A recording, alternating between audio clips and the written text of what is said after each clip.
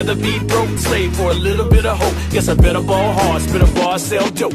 Excuse me, Mr. Officer, what it take for my hands to drop? Why to stop? What we here for? You know the answer. Cause I'm black with a hat and a nice car. Excuse me, Mr. Officer, what it take for my hands to drop? Why to stop? What we here for? You know the answer. Whoa, wait, you're making a mistake. Another day, another dollar in this motherfucker. Make you scream, wanna holler in this motherfucker. What it take for a real nigga get a break? Made a contribution, fuck retribution. Laid a foundation, still motherfucker hate. Rather see a nigga broke and see him elevate. Know if you made it through, now contemplate what I'm here for. Appearance of the Jim Crow, probably just mockery, jokes and hypocrisy. Take a stand and the folks on top of me. Call a guard, come fast with security. They pounce hard and wanna press charge. Made a little progress and I'm still under stress. Saw a little bit of change, but the attitude's the same. Like I'm back in the hood with a Glock and I'm good. Sabotage myself, I don't need no help. Excuse me, Mr. Officer, what it take for my hands to drop? Why to stop? What we here for? You know the answer. Cause I'm black with a hat and a nice car. Excuse me, Mr. Officer, what it take for my hands to drop? Why to stop? What we here for? You know the answer. Whoa, wait, you're making a mistake. Another day, another dollar in this motherfucker. Make you scream, wanna holler in this motherfucker. Give me that right on the backside, in the limelight. This my time, right? Should I see through it? Put heat to it. Let the time pass, never speak to it. Who would I be? To stay silent is calamity. So I came to speak. Got a million man strong with a right to bear arms. All it take is a song. Play the shit in a song. Super grip on my phone. Got the video and drone. Catch a glimpse of the ruckus is the movement and push. Nigga tired of being pushed. Now police in the streets with the riot getting heat. Rubber bullets in the shield just to make us know the feel. One shot, one kill. Nigga dead in the street cause the bullet was for real. Excuse me, Mr. Officer, what it take for my hands to drop? Why to stop? What we here for? You know the answer. Cause I'm black with a hat and a nice car. Excuse me, Mr. Officer, what it take for my hands to drop? Why to stop? What we here for? You know the answer. Whoa, wait, you're making a mistake.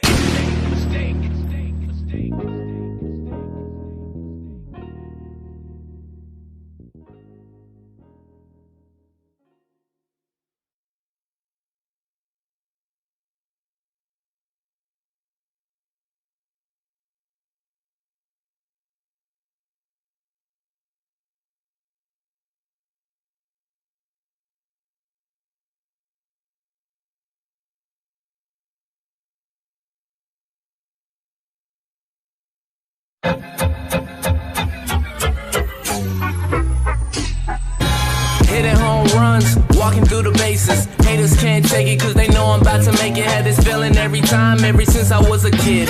Plans to get cake, can't wait on birthdays. People on the grind, gotta eat both ways. If I don't make it, I be gone to November. Cooking for your soul like grandma Sunday dinners. Room full of winners, wait, it's just me. Rappers are pretenders, they not what they seem.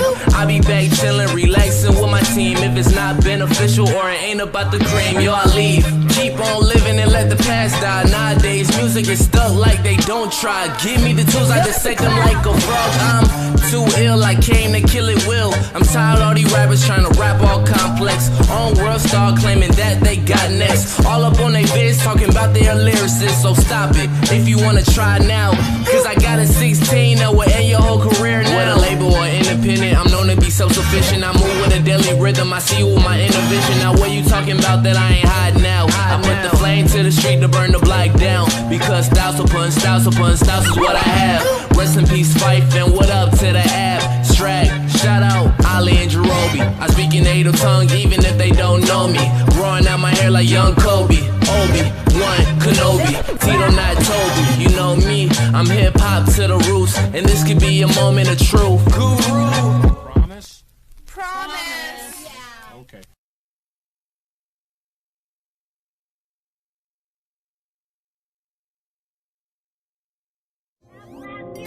Make sure y'all go follow me on Instagram and all that at Mac Myra. Follow all the bad bitches back. Told you go to die, was finna have this shit in the headlock. You ain't wanna listen to it. I'm cool with the dudes who be killing. Getting here. Yo. I said I'm cool with the dudes who be killing. Getting here from a nigga hoe, you don't know the feeling. Staying up all night, running through a zip. What you want to eat, baby? I ain't one of them. Hey, what you wanna see? Fuck your baby daddy hoe, he'll wanna be. Glock 9 got a beam, it'll put you underneath. Make a phone call, they'll put you on the team. Nigga thinking he a kingpin. Roll a joint while my hoe put her weave in. Rap nigga, trap nigga, yeah I'm deep in. All my niggas sell dope on the weekend. All my niggas sell dope on the weekday. Rapping, I got a hoe, yeah I'm DJ. I be buying all the kicks, I'm East Bay. The hook get a fake name, Felipe.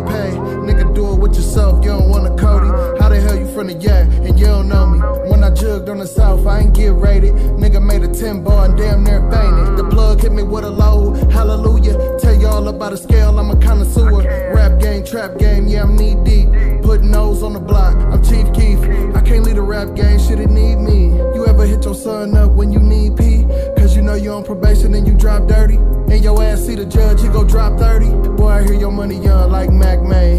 Have my nigga shoot a nigga like Max Payne. Took another Percocet for the back pain. I get the Robinson like my last name. Oh, you don't know. I said I'm cool with the dudes who be killing. Getting head from a nigga hoe, you don't know the feeling. Staying up all night, running through a zip.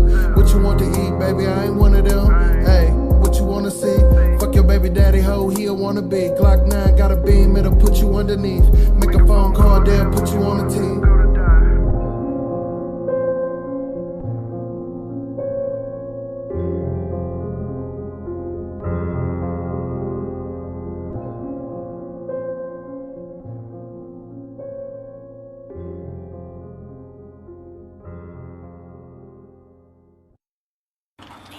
No need to go down, broke that run, that is how we frown. Easy now, no need to go down, broke that run, that is how we frown.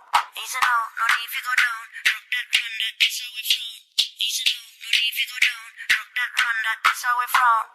Easy now, no need to go down, broke that run, that is how we frown. Easy now, no need to go down, broke that run, that is how we frown. Easy now, no need to go down, broke that run, that is how we frown. Easy now, no need to go down, broke that run, that is how we frown. This where we from, with the love, the people, the music, we all come as one. What have you done? Folks, they just talking like they are just bosses or something. I got problems day to day, my people dying. Got my family watching, any haters writing. Just realize I'm in a better place. Gonna write it out till I'm finished, man, and that's work. Niggas now talking like they gonna do it bigger. Hey, your lady in the back, now they hurt. Dog, look at that, try to blow up a cell while she all on T. Wait, I've been on the grind, so it's all on me. What's the steez? People try, but it can't complete. I be damned if I ain't the one that can't complete. Cause I came from a place where the bombs to see, real talk.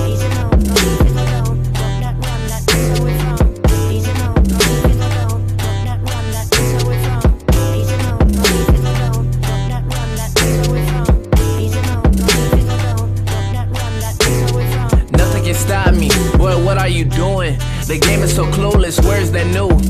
Where's that Tito? I had to take a break for a few. I thought I had lost it, found my passion, found a girl, break my heart. Swear to God, when I start realizing I'm a beast with it. Everybody gonna eat with me, go down, have a feast with me. For my day one, A1s, pretty girls don't care what people think. On the news, people dying on day to day. Mess around, be a shirt or a poster. So I don't got time now, be playing with it. Wanna be ravaged, yeah, I'm on now. What you thought now? I can't do it like that, you a lame. Got all this game and I still ain't the same where I came from.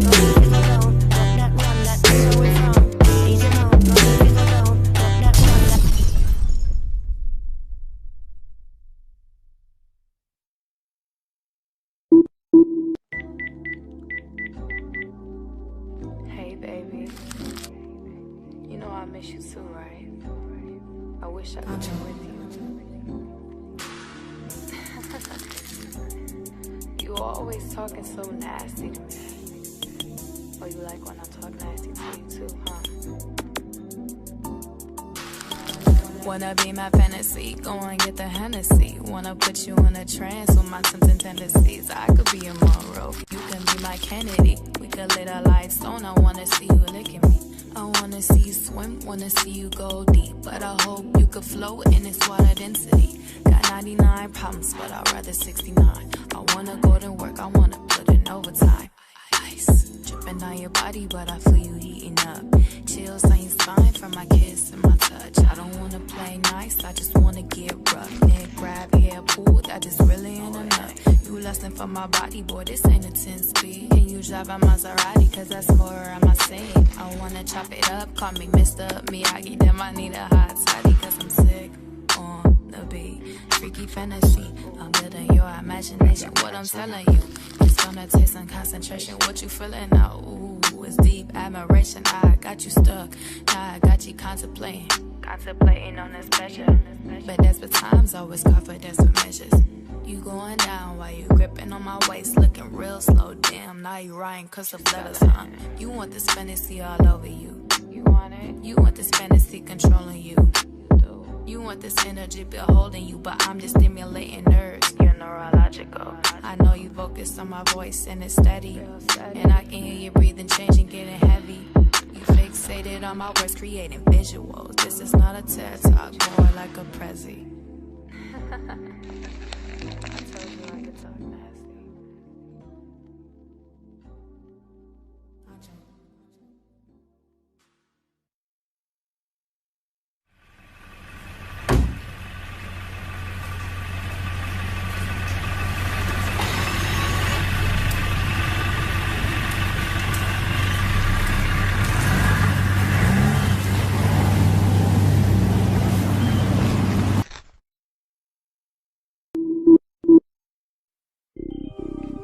So bad. Why you niggas wanna beat her up so bad? Little bitch on my cock so bad. Why you niggas wanna beat her up so bad? Go Yo, to die. little bitch on my cock so bad. Why you niggas wanna beat her up so bad? Go to die.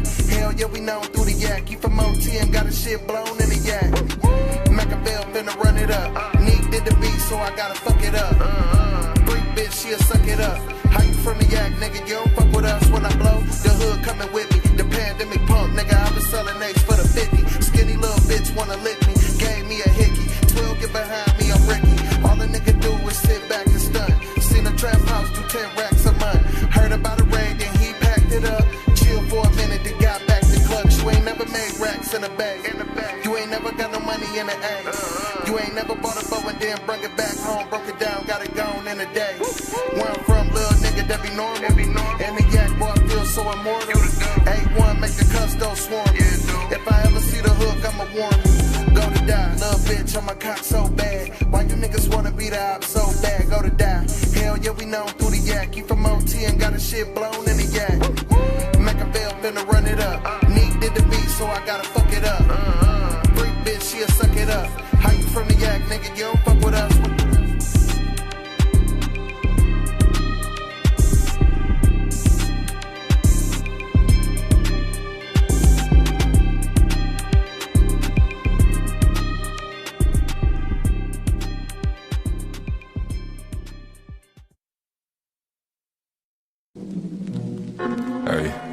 Hey.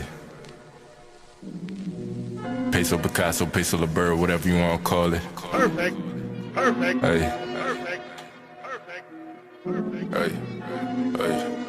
Hey. I'm on this shit that they not on. They say let bygones be bygones. Grip on the net like a python. Jump out the top like I'm Zion. I want the realest, no caption. Need a little bitch in the fashion.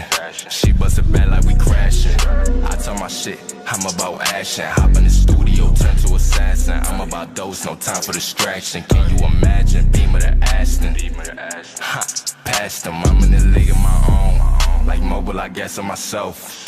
They like, so what you own? I'm working for generation wealth.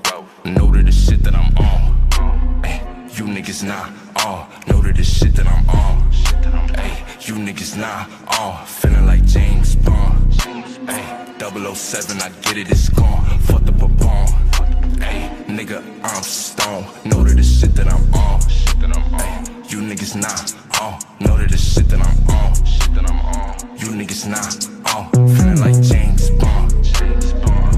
007, I get it, it's gone. Fucked up a bomb. Ay, nigga, I'm stoned. Yeah. Sometimes you just gotta sit back, enjoy life, cause you don't know how long you gonna be here. Hey. I'm in the league of my own. I might just go play for myself. All of the shit that you own, your dollars ain't making no sense. Don't act like you knew me, that's pretense. To that little bitch to the deep end. She wanna slide for the weekend. Do say got me tweaking. New as a youngin', I've been up to something. I ain't body cousins, but I'm on the block like I'm drumming. I got a drip like I'm gonna. I make a wanna. I'ma hit it 4 times. You can call me stunner. They say you too smooth, boy slid out the gutter, but still in the cut, so you could get cut up. Still in the cut, so you could get cut up. Know to the shit that I'm on. Ay, you niggas not on. Know to the shit that I'm on. Ay, you niggas not on. Feeling like James Bond. Ay, 007, I get it, it's gone. Fucked up a bomb. Ay, nigga, I'm stoned. Know to the shit that I'm on. Ay, you niggas not on. Know to the shit that I'm on. You niggas not on. Feeling like James Bond. 007, I get it, it's gone. Fucked up a bomb. Ay, nigga, I'm stoned.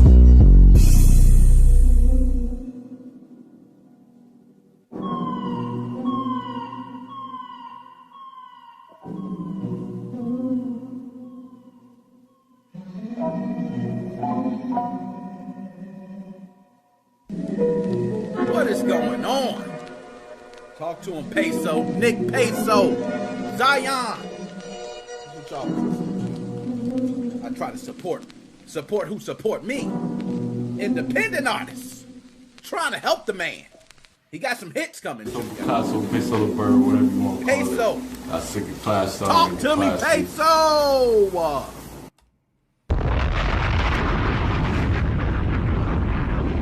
What's going on, guys? Let me get the chat on. I had a lot of technical difficulties. Had a Windows update on top of that XSplit update. So just let the chat come up. It's gonna log in here. If it don't, I'm gonna have to hide it, and you guys know how to go. Okay, it's gonna force me to log in. So let me hide it real quick from you guys, so you guys can see. There we go. Because I don't want you guys knowing my credentials. You know what I mean? And I don't know why it didn't just log in. That is kind of weird. Usually it just logs straight in. You know, oh, the Windows update, man, it's kicking everything out. Okay, so soon we should have the chat up. But how's everybody doing today, man? I haven't even tried my drink yet. Okay, let me get my drink here. All right, so there's none. Wow, that was a lot. Oof, I just fed the beast a bunch of information. Now let's see. There we go.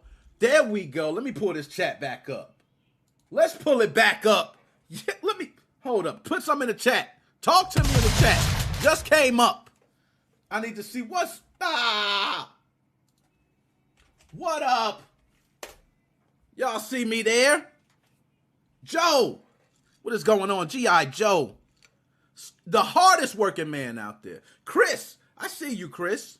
I see you. Represent your Chris. Holla at Chris. I'm dropping a bomb for you, man. I don't even give him out like that, man. I don't even do it. Say! Cock! Burn. What is going on, man? We got a good show today. I finally got to try to drink. So we good, man. Let's go ahead. Damn, the cup's too big for the drink holder. Wow, this is a massive mama. We're just going to put that over there to the side. Anyway, let's pull this a little closer. Sound check. Can everybody hear me okay? Is the sound good? That's what I need to know. I need to know, is that sound good, man? I got an extra spicy show. No notes. Today there's no notes. Yo, I kind of thought about going TikTok live. Like, why not? I'm doing it all, right? I could just pull up TikTok here and go live. Okay, why not? Hell, I'm about to do it anyway. I'm about to do it. Hell, why not? TikTok, go live. Look at that. Oh, we live. Nah, I ain't going to do it. You know, TikTok, I want to do y'all right, TikTok. I want y'all to get it. You know, I like to re-upload the content for y'all. Okay, but, well, damn, I can't help it. I pushed the button. I'm live already. Okay, so, sound is good. Zoo QWERTY, want to become famous. Oh, you know what? I ain't even going to hate on you, Twitch bot. Today, I'm not going to hate on the Twitch bot today. Hold on, let me turn, because see, TikTok is going to be live, so I need TikTok to kind of face me from this angle, okay? Man, I didn't shave or nothing. Rough episode. Anyways, so we got an extra spicy episode today. I'm going to tell you guys, behind me is a very funny picture. Hilarious, okay? And I want you guys to see the video. Of course, I am on TikTok Live. TikTok will not be able to see the video until I repost it later, or they got the option of coming right now to YouTube, Facebook, Twitch. They can go wherever. Okay, it don't matter to me. Okay? Chris, your birthday Friday. Shout out to you. Shout out to you. Happy B-Day, man. Throw them up. Drink one for me. I'll take a sip for you now. Okay, so let's go ahead and start the episode. Now, hilarious story. So, I always do this every week. I get different gaming stories, topics, news. I report it to you guys every week, right? So, this one was hilarious. You probably see the background. I don't want to say too hilarious because the man got hurt, okay? And I don't want to be up here like I'm making jokes about people getting hurt. That ain't my thing. That ain't my thing, right? But this guy behind me, can I move a little bit? Can you see him? He looks hurt, man. He looks hurt. This guy hurt himself after winning a tournament. Yes, the man won a tournament. My man won a tournament, man. And guess what happened? He dislocated his shoulder. Now, it's sad that you win a tournament and you dislocate your shoulder. And Nick, why the hell is that funny? Well, it's not just he dislocated his shoulder. It's the way he dislocated his shoulder. So, what I'm going to do here is I'm going to play the video. Now, y'all know a lot of times I don't get to play the videos, but some videos are fair game.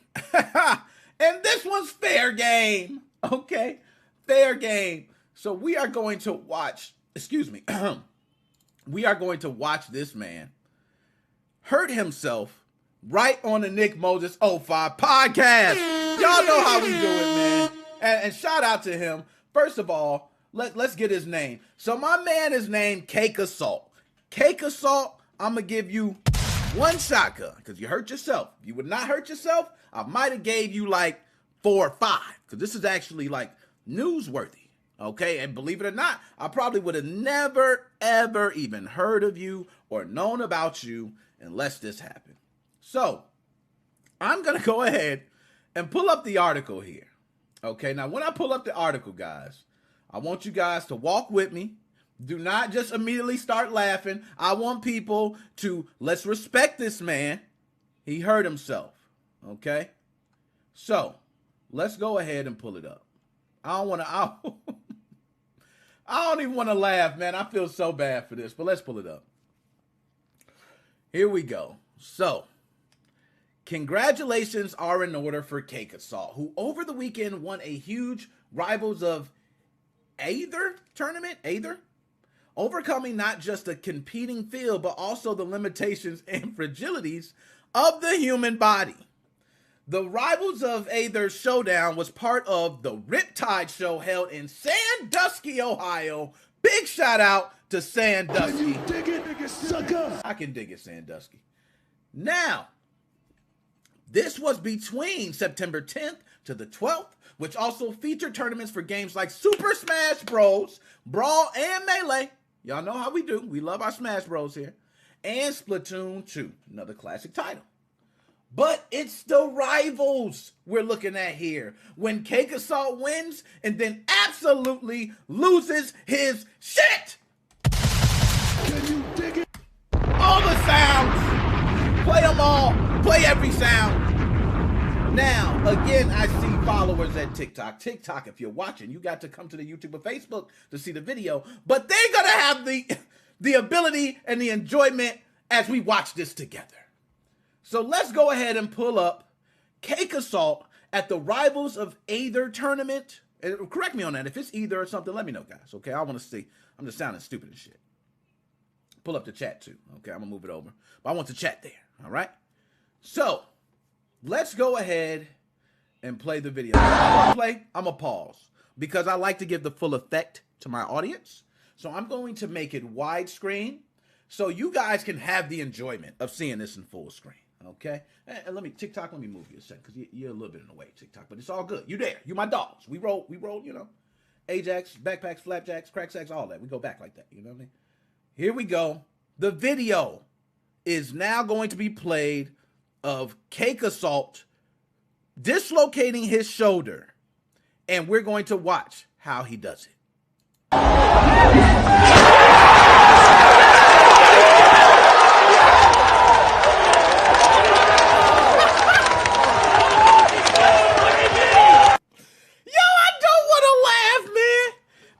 want to laugh. I feel so terrible, man. Double shotgun. Yo, oh, man, my mama came in while I laughed at this. Oh, God. I don't care, mama. Okay? This was some hilarious shit. Oh, my God, man. We ain't done with the video. We ain't done. But we gonna replay that part. I don't think y'all seen what I just seen, man. This man celebrated and dislocated. It didn't even look like he did nothing. He got to have a ghost up there pulling his arm. Let's replay.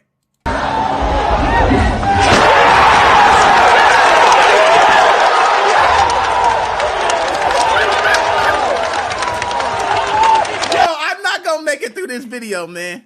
I'm not gonna make it through this video, man. I'm not gonna make it through this video.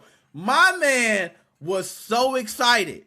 He did a one pump and the whole shoulder just pop, must have came out. It didn't look like it though. We're gonna finish, but one more time, y'all. I'm sorry. I am an ignorant piece of shit. You can call me that today, okay? Today only. Nikki Tennant, what's going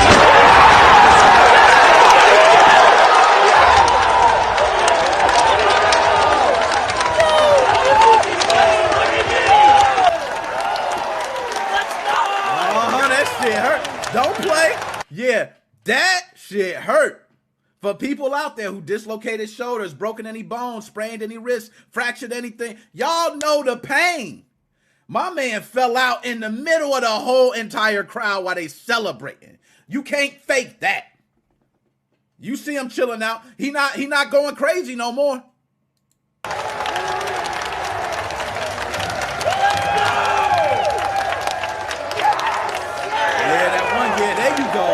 There you go.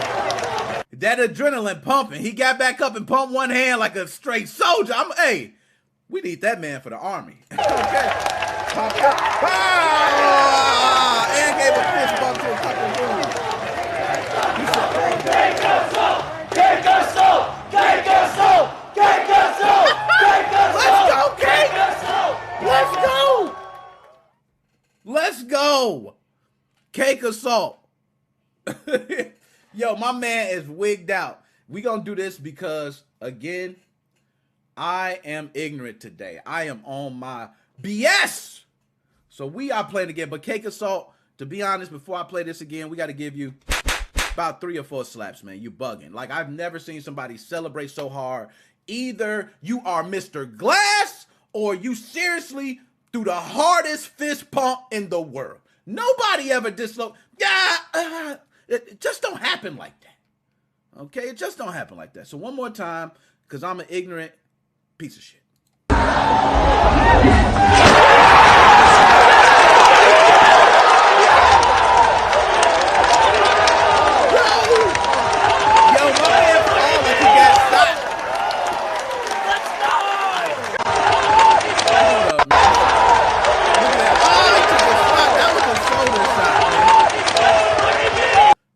Y'all, I'm so sorry. I think we got to do it one more time.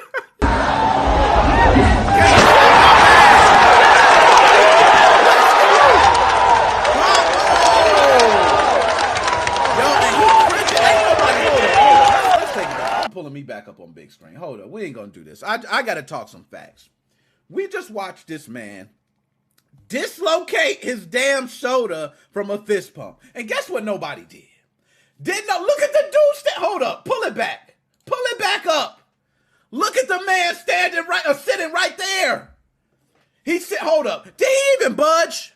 How disrespectful and inhumane are we?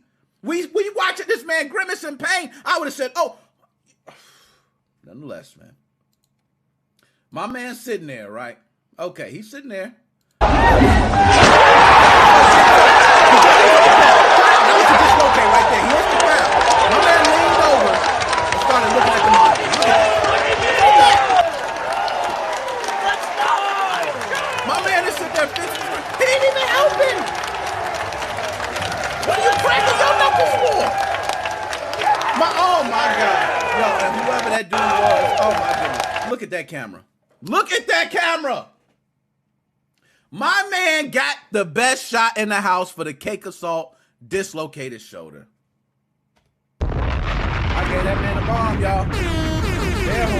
That man was on it. He came out the crowd. I didn't even know he was there. I didn't even know. There you go. Shoulder ball.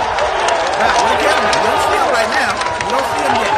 He's grimacing in pain. The man's sitting there not doing nothing. And watch this cameraman get the best angle.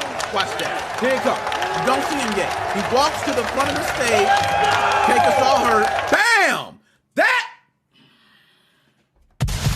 I gave him 3 shotgun shots. I don't get them shotgun shots out. My man got, not only that, Cake Assault is getting up. Straight legs. That's straight legs. His right arm is not even down. He ain't using that left arm. My man, hold up. He got to do something. Let's see. My man popped up with legs only. My man popped up with legs only. Yo, Cake Assault's a real G, man. I'm sorry. Cake Assault is official. He official as they come. You ain't just a gamer. We can put you in the military right now. And you're going to be a great soldier, man. That man popped up all legs. Oh, my goodness. Whew. Okay, I'm done, y'all. I'm sorry. Okay, I didn't want to do that. I was not supposed to do that.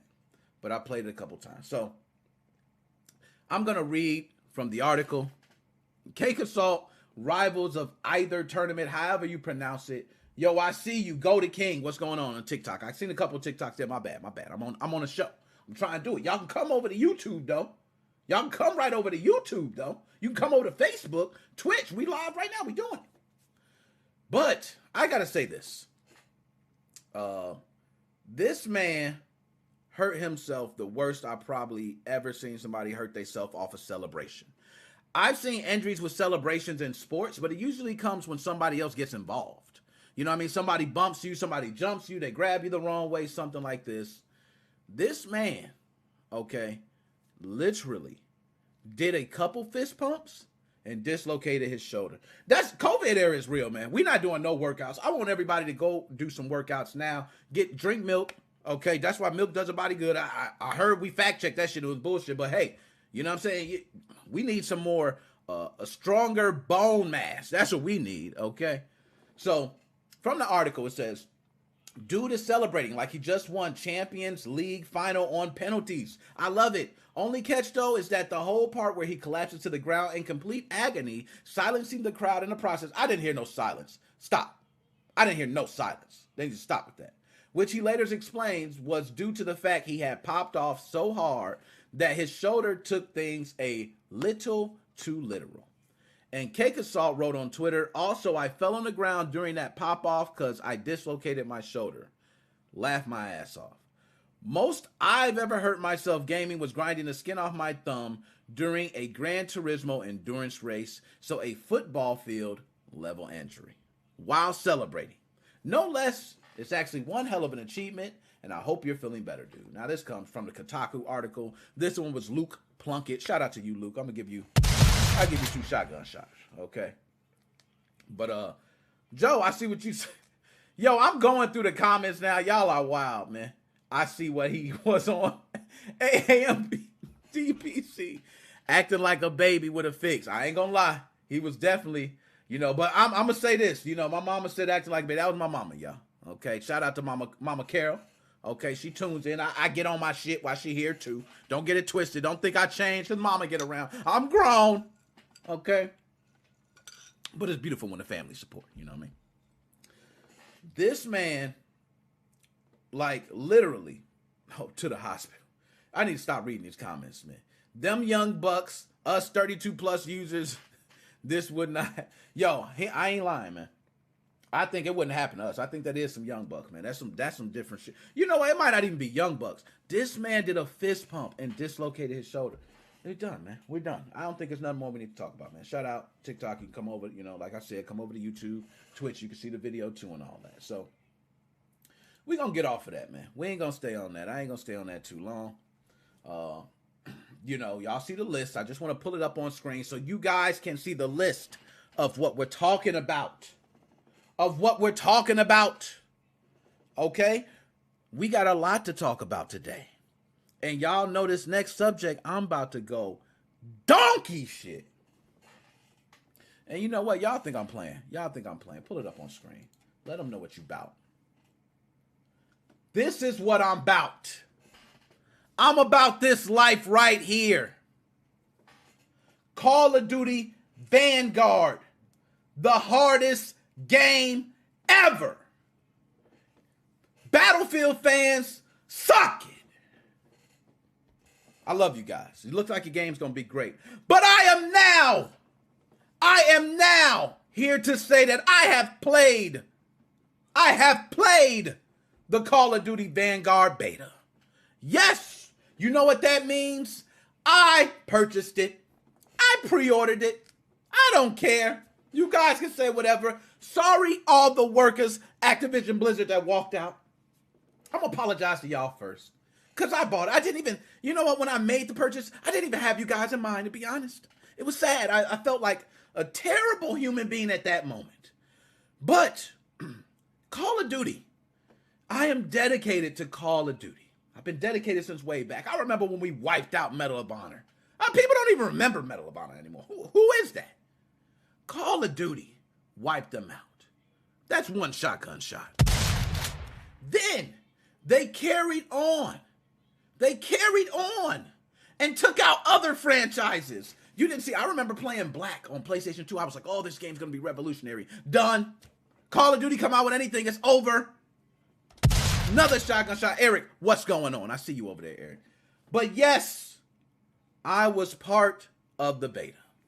I played it. And y'all know, from a Call of Duty fan, and all you Battlefield 2042 guys, I told you guys, I was scared for this one. Because this one right here was going back to the old school stuff. And we got some mixed reviews. I remember my man Joe said, yo, I love the old school shooters. I'm the type that, yo, I want a dog with Gatling guns. You know, I'm crazy like that. Okay, I'm crazy like that. Right? I want the riot gear where I'm damn near like a Gundam. But I'm not Future Soldier. You see what I mean? It's like actual technology using now. Okay? But this is officially Nickmoses05 tested and approved. This is hot. This is hot. I played that beta. Let me tell you guys what happened in the beta. I got clips.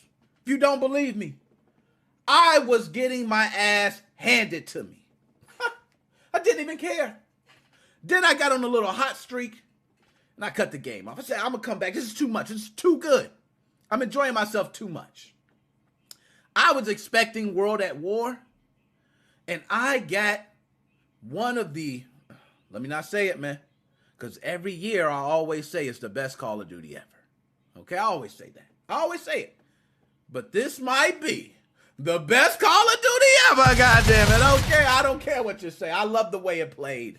Okay, you had campers camping as usual. Okay, they were camping in corners. They were just camping everywhere. Guess what they were doing in the beta? They were spawn killing. I felt right at home. I felt right at home. I said, this is what a game is made of. It was beautiful. So, I'm going to play some highlights of me playing. Okay? I can do that. It's my stuff. Can't say I'm playing anybody else's highlights. Now, before I even do that, I just want to let you guys know the beta, I'm not sure it's still going on. It may be over. It was this weekend. Okay, so that was September 17th to the 19th. And it may be over tonight. I'm not sure how that goes. Might be tomorrow. But I know this weekend was kind of all the time you had. This game will be released in November.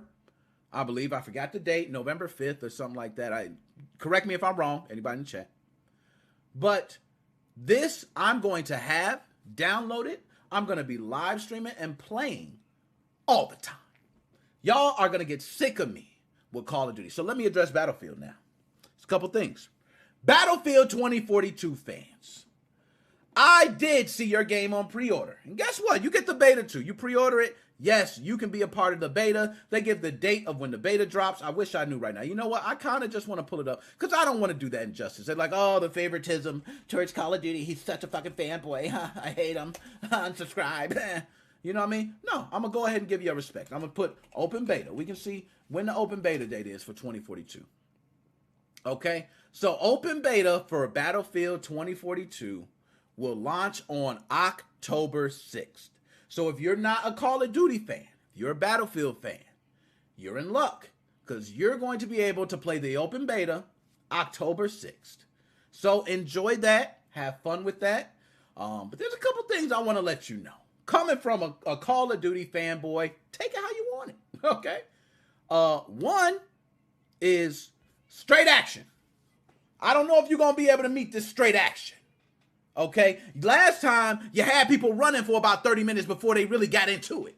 And then you get killed, and what you got to do, you got to try to jump on top of somebody else. We ain't down with all that. We was in action immediately, okay? Different game modes. We was changing all the game modes. There was so many, I ain't know what to do. Okay? Gun modifications. You better stay up.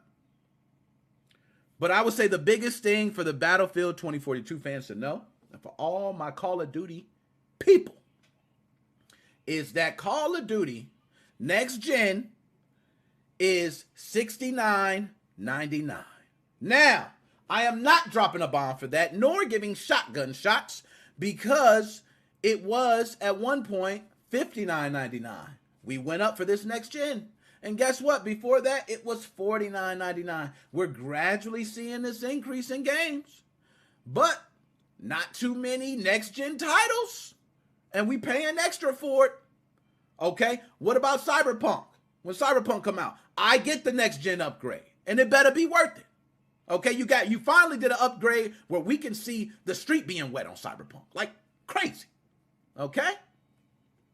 But guess how much Battlefield 2042 is? Woo!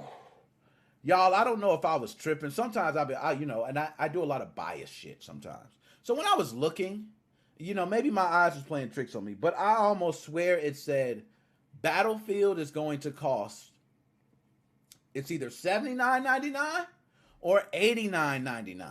Now, I know what you guys thinking. Why would they charge that much for Battlefield? And I agree. I said the same thing. When you got competition like Call of Duty, it's a common thing around Christmas time. Let me give you an example. Hold on. I needed that. So an example of this would be during Christmas time, games are released around that time. And people usually have a decision on what game they want. You walk into a GameStop, you walk into wherever, you're just shopping online.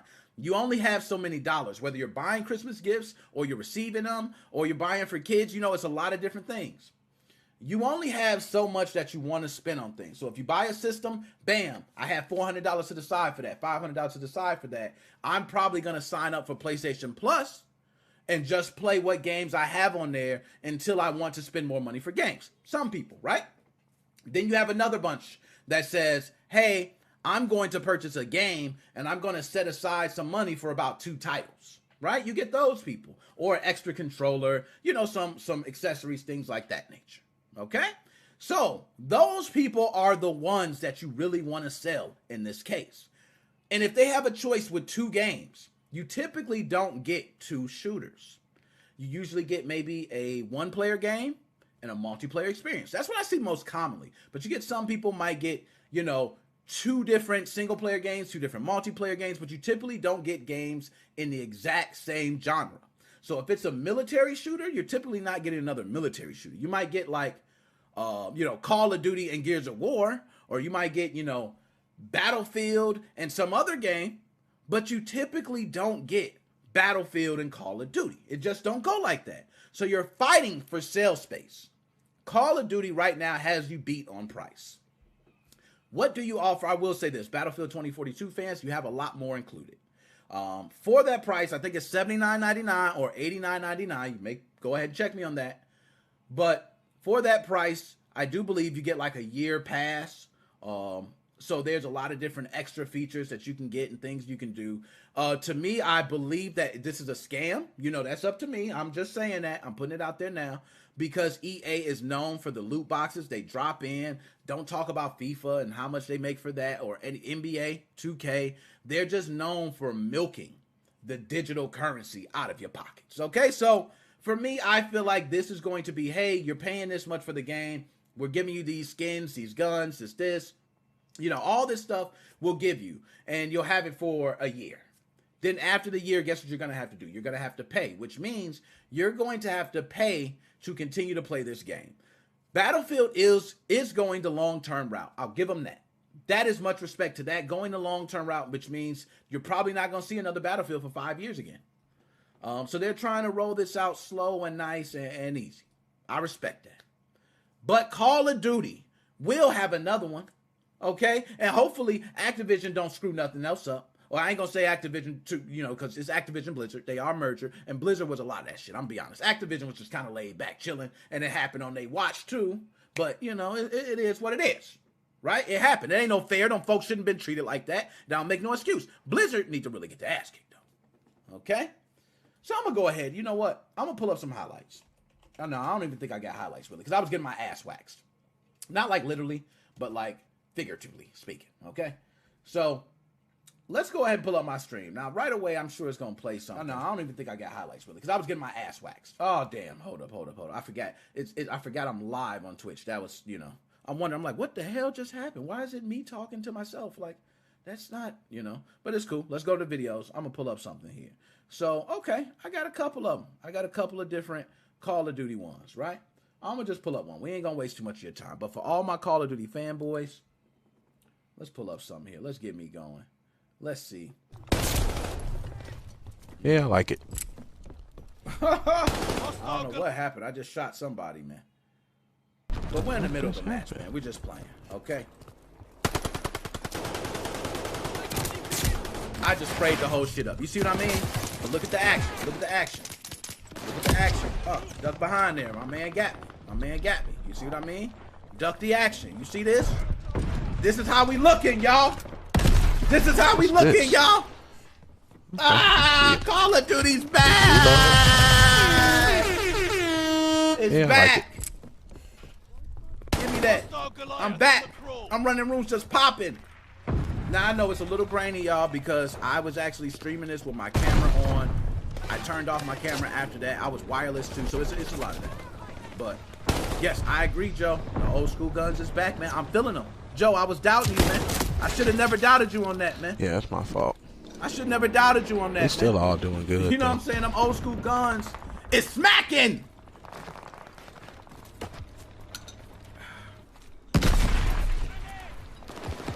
Bam, look at that. Now, see, I'm still going. Look at this. I was jumping, shooting. I was Ooh, tripping. if I could have jumped and shot, that would have been so nice. See, you hear me? I'm talking. Look, boy, I be knowing what I'm talking. I ain't even see this. I was there, though, so I kind of, got the first thing scoop. Do I got something to show off? Let's go a little further. That's just one game, okay? I'm playing over here. This is crazy. Look at that. Another map. They're taking Able. Oh, damn. Somebody shot him before I even Well, I was yeah, slow. some people and can't to see remind you right guys, now. this was at like 4 or 5 in the morning. I didn't care. I didn't get much time because, I'm doing things throughout the day. So I said, I got to hop on. So I started around about 4:30 in the morning and just started game. And look, sitting there. Let's get to some action, man. Let's see what's going on. Able is lost. Let's just play. That's what's crazy, man. It's so much going on. That was my fucking bad. I'm slow, man. Come on. So you said I'm slow. Pick it up. All right, I'm coming to Bravo. Look, we own it. Damn, they got Bravo back. Fuck. Closing with Able. He shot the shit out of me, too. Look at that. See, I'm creeping. Peep the scene. Oh, Nick. I felt like I was going to do something. Man, they are fighting, man. I ain't gonna lie. We was kicking their ass, too. Okay. But I can tell you, I remember this game, guys. Guys, we actually finished 199 to 200. We took the L. Believe it or not. I don't even know how. It was like everybody started scrubbing it at the exact same time. Some bullshit. Right? See, I dropped down. I start learning the levels. I stopped. Give myself a couple shots. I start learning them levels. Stun grenade out. Stun grenade. Hold it. Cook it. Securing Baker. Able is ours. Cook it.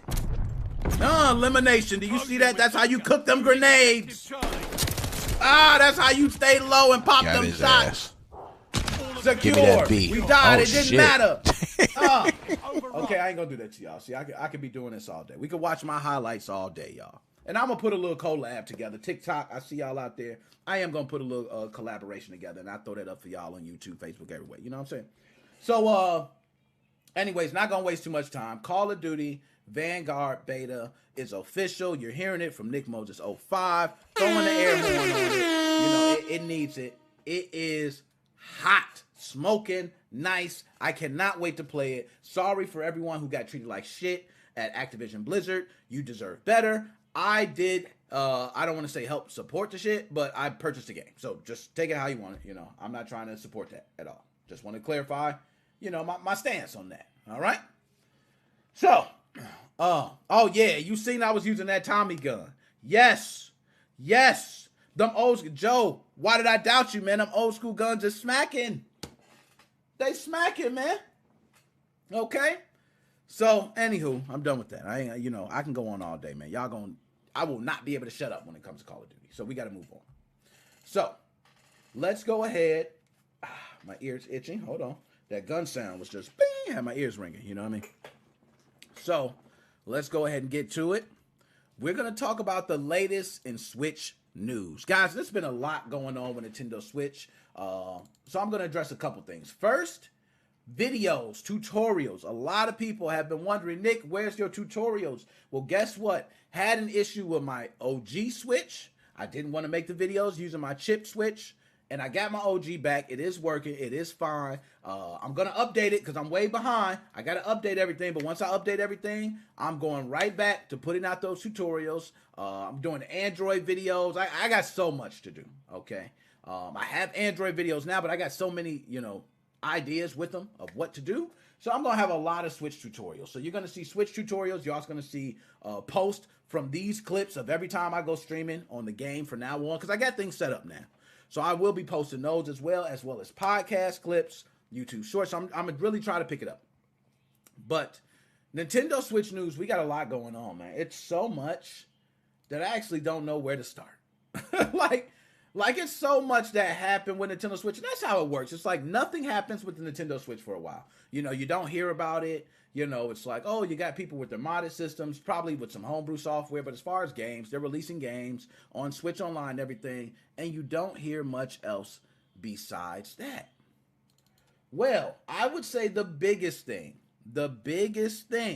here, okay? And yes, Joe, glad he said that. If anybody is, working on any modded systems, they're having trouble getting things working, definitely go to the Nickmoses05 Facebook page. My man Joe's holding that down like Sergeant Slaughter off G.I. Joe. Not even just a regular G.I. Joe. He's like the sergeant. He's holding it down. I seen a video just a moment ago that I will be using. Okay? But Nintendo Switch, okay, finally has added Bluetooth support. I think we need 2 bombs for that. This is crazy. Yo, this is crazy on multiple levels. And let me tell you why it's crazy on multiple levels. 1, people complained about this from day one when the Nintendo Switch was released. And after that, they have came out with multiple iterations of Nintendo Switch, but never enabled Bluetooth support. 1. 2, Bluetooth support was added in a previous firmware, but it wasn't enabled.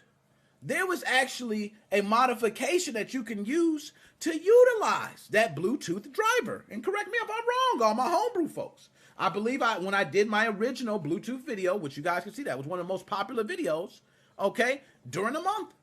People trying to use Bluetooth headphones on Nintendo Switch. Okay? So, what's crazy about that is they want to go ahead and add this now. And you had an OLED model Switch. That you announced an OLED model before you announced a Bluetooth driver. This is crazy. This is crazy. So I'm going to go ahead and tell you how big it is that Nintendo added Bluetooth to the Nintendo Switch. It is so big, in fact, that there's articles just talking about Nintendo Switch adds Bluetooth audio. We should not, in 2021, be having a problem with Bluetooth. I'm sorry. I can go right now. I'll just give you guys an idea. I can go right now on Amazon And you can buy one of those little small Bluetooth adapters for your PC, right? I mean, no more than $5. $10 is the most. You can get that and use that to handle your Bluetooth drivers. So Nintendo, you didn't want to add $1, you know, and then you got it all there. Then you just throw the driver out there, but don't enable it. And then all of a sudden you release this update, and now you enable it. Nintendo, great company, you know, when it comes to games, their ideas, development, pieces of shit when it comes to business, in my opinion. Okay? In my opinion. Respectfully. So, let's go to the article. Nintendo finally adds Bluetooth audio to the Switch. That don't make no damn sense. That is your caption. Shout out to Brian Ashcraft. Give you one shotgun for the article, because everybody did them, but I'm going to give you one because I'm reading yours. Shout out to TikTok too. You can catch me on the flip side, YouTube, you know, Facebook, Twitch, all that. You can come watch it. All right, you just there though. You here? You like right? You in the house? Okay, so when the Nintendo Switch went on sale in March 2017, it did mysteriously not have Bluetooth audio support. Notice mysteriously. Nor was it added despite years of complaining by owners. Now, thanks to Nintendo's latest update, it finally does. The addition comes as part of the latest Switch update and makes it possible to use Bluetooth devices for audio output. Nintendo does point out that there might be some latency, but the feature is long overdue. Via the company's support page, here's how to pair a new audio device. And it gives the instructions on how to pair it. There are a couple things to note first. It's only possible to connect up to 2 wireless controllers to a Switch when using Bluetooth audio. Pairing additional controllers requires you to disconnect any Bluetooth audio devices. It's also only possible to pair one Bluetooth audio device at a time. However, up to 10 can be saved on the Switch. Big boo. You know what I mean? There's times where I would say, I wonder what the hell goes on in Nintendo's mind. The reason I state that is because if you're stating to be a portable system, especially a family system, with a way a lot of your marketing is presented. It's presented like, hey, I'm going to be playing this game with my family. I might be playing it on the kitchen counter versus a TV. So if you're playing on the kitchen counter, you know, you can say, oh, everybody can hear the sound. Well, maybe there's certain games that could utilize the sound. What if that was the case? What if you had Bluetooth, a driver installed, and it knew what sound to send to which device? Like, I just want so much from technology now, and I think just Nintendo just is not innovating like they used to, okay? But besides that, what's more, it's not possible to use Bluetooth and local communication at the same time. And definitely, y'all got some good things coming. I'm gonna get to that. I want to put y'all out there. I want everybody to see that, okay? So if you're starting a local wireless multiplayer game, then the Bluetooth audio will disconnect. Finally, it's also not possible to use Bluetooth microphones. So I don't even know if the modification for the video I have, if some of this works. Because if it does, Nintendo still didn't follow through 100% like they should. Don't you wonder why this feature wasn't introduced sooner? I mean, it wasn't a hardware limitation holding this feature back, as you say there. Okay? Now there's a bunch of comments. I'm not going to get into the comments, but let me go ahead. The comments from Kotaku, but I want to get into mine. Okay? Chunky, what's going on, man? I'm giving you a shotgun shot, Chunky. Coming out. I would have gave you 2. I would have gave you 2, but you just, you know. Nah, I'm playing. I'm going to give you 2. I'm going to give you 2, man. All right. Eric. Don't forget, you must be connected to Nintendo servers to use the Bluetooth audio. So if you are out on the go, it won't work. Yo, I'm going to be honest. Eric, I ain't know that. I ain't know that, Eric. I just got hit with that right now. I just got hit with that. So you telling me Bluetooth audio will not work on the go? So pretty much my mod is better. I can't say my mod. I want to take responsibility for making it, but the video that I have up is a better alternative. Okay? Sage, what's going on? Sage, man. Y'all dropping through. Y'all coming through, man. Y'all coming through. So, they are dropping the ball on this, man. We done. It's nothing else to be said about that. Now, that's just one part of Nintendo Switch news. But yes, there's a new update. The new update came out, introduced Bluetooth audio. This was something that the driver was introduced, I think, in 12 firmware, but just never got enabled or, just wasn't integrated into the software, I guess that is, or the update. And now it's integrated. So now you can pair Bluetooth audio devices. There are some drawbacks. I seen my man Eric say you got to be connected to internet. That is a piece of shit if you got to do that. Like, that's terrible. Okay. Also, if you're playing local wireless play, you can't use it. You can't pair up to more than one audio device. We got a lot of limitations with that. And that $5 piece, okay, even though it connects to your PC, granted, you can have a cheap PC. It's still going to be able to do more than one device. That's kind of crazy. Okay, that's kind of crazy. But that ain't it for the news. Okay, and thank you for that, Joe. And 12.0. Okay, that's right.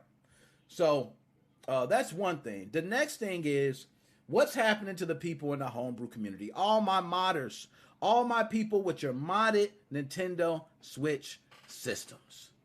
Okay, what's going on with y'all? Well, just recently, my man Joe just ran some updates. And Joe, I'm going to have you call in a moment. One thing I want to do is I want to go over one other thing first, and then I'm going to go ahead and take your call. And Joe, I want you to go ahead and explain where we're at right now, the updates, what's working, what's not working. And I'm going to have you come on here firsthand and just let us know about that. And, usually I take them at the end of it, but I think this is a segment where we'll get you to call in a moment. I'm going to just run through this real quick, and then I'll let you know as soon as I'm done, man. We can have you call in, all right? So this is another big thing. So Nintendo Switch has received its first ever price cut for the console. That's big news. I know what y'all doing. Look, all my friends, everybody right now, you know what they're doing? They running to the website. They typing in Nintendo Switch. Bow. And guess what? You don't see nothing. You know why? Because that increase was only offered in one market so far. And we're going to talk about it. The price drop comes before the OLED model launches on October 8th. The Nintendo Switch has received its first price cuts in certain parts of the world, dropping from $330. I think that's, I forget this, man. I think it's British pounds. I think my man Kyle told me British pounds in Europe, and $280 in the UK, down to $270 to $260 respectively. That's a nice drop. That's a $50 drop. You know what I mean? We need to see that, man. $249 for a Switch? That's lovely. Why ain't they doing this here? They just know Americans are spoiled as shit. But while fans hope the same could happen in the U.S., especially with sites like VGC insisting a cut is coming, Nintendo says such a thing is definitely not happening. After rumors began circulating over the weekend that the OG Nintendo Switch model was about to get its price slashed, fans took to the internet to wonder whether this would apply to all parts of the world. At last, it turns out the cut only affects Europe. So, can I just order from Europe and then? Nah, shipping. Damn. You know what I mean? Hey, Amazon, is there like an Amazon Europe where I can do my Prime and get like free or something? But, as spotted by Eurogamer, Nintendo's European store lists the Switch at those updated prices. Other retailers, such as Amazon, have yet to reflect this. Well, there goes my statement. And the company has no plans to adjust the price everywhere the Switch is sold. A Nintendo spokesperson told Eurogamer that a number of reasons, most notably the currency exchange rates in Europe and the imminent launch of the OLED model, factor into the decision to slash the original Switch's price. But when reached out for a comment, a Nintendo spokesperson was adamant that the company was not changing the console price in the U.S. He said, hell no! Doop, hung up the phone right away. The trade price adjustment is for the European region only. The spokesperson said there are no plans to change the manufacturer's suggested retail price for any Nintendo Switch model in the U.S. And if you ask me, a price drop right now totally makes sense. The Nintendo Switch has been on the market for more than 4 years now, and the OLED model, which features a bigger screen and other minor upgrades, launches on October 8th for $350. Okay, I ain't even gonna go no more into that. We got that part out the way. So, I think we will see a cut on the price. I think probably maybe after the OLED releases. I think the day of the release, the price will drop of the Switch because they're going to make all the money they can off us. I ain't going to lie. You know, in the U.S., we impulse buy like crazy. We just do a lot of crazy shit, man. I'm even victim to that. Like seeing something like, oh, oh my gosh, this looks like a wonderful hotel. Let me just do my reservation now. And you do your reservation, then you get there and it's a hut in the middle of something, but they did great pictures. You know, that's the type of stuff we do. We don't even like follow through. We ain't even researching. We got Google Maps and everything now. They can show you the damn, you know, some of us to each his own. You know, we all impulse buy though. So price cut is coming in my opinion. Okay. Now, my man Joe, whenever you want to, you can call in, Joe, if you are available. I do want to hear specifically about what's going on with the Switch homebrew scene.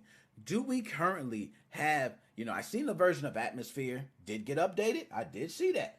Okay. But do we have the SIG patches going? Do we have all the other softwares? Do we have, what's the other one? Hakate? Is that Hakate? Do we have that going?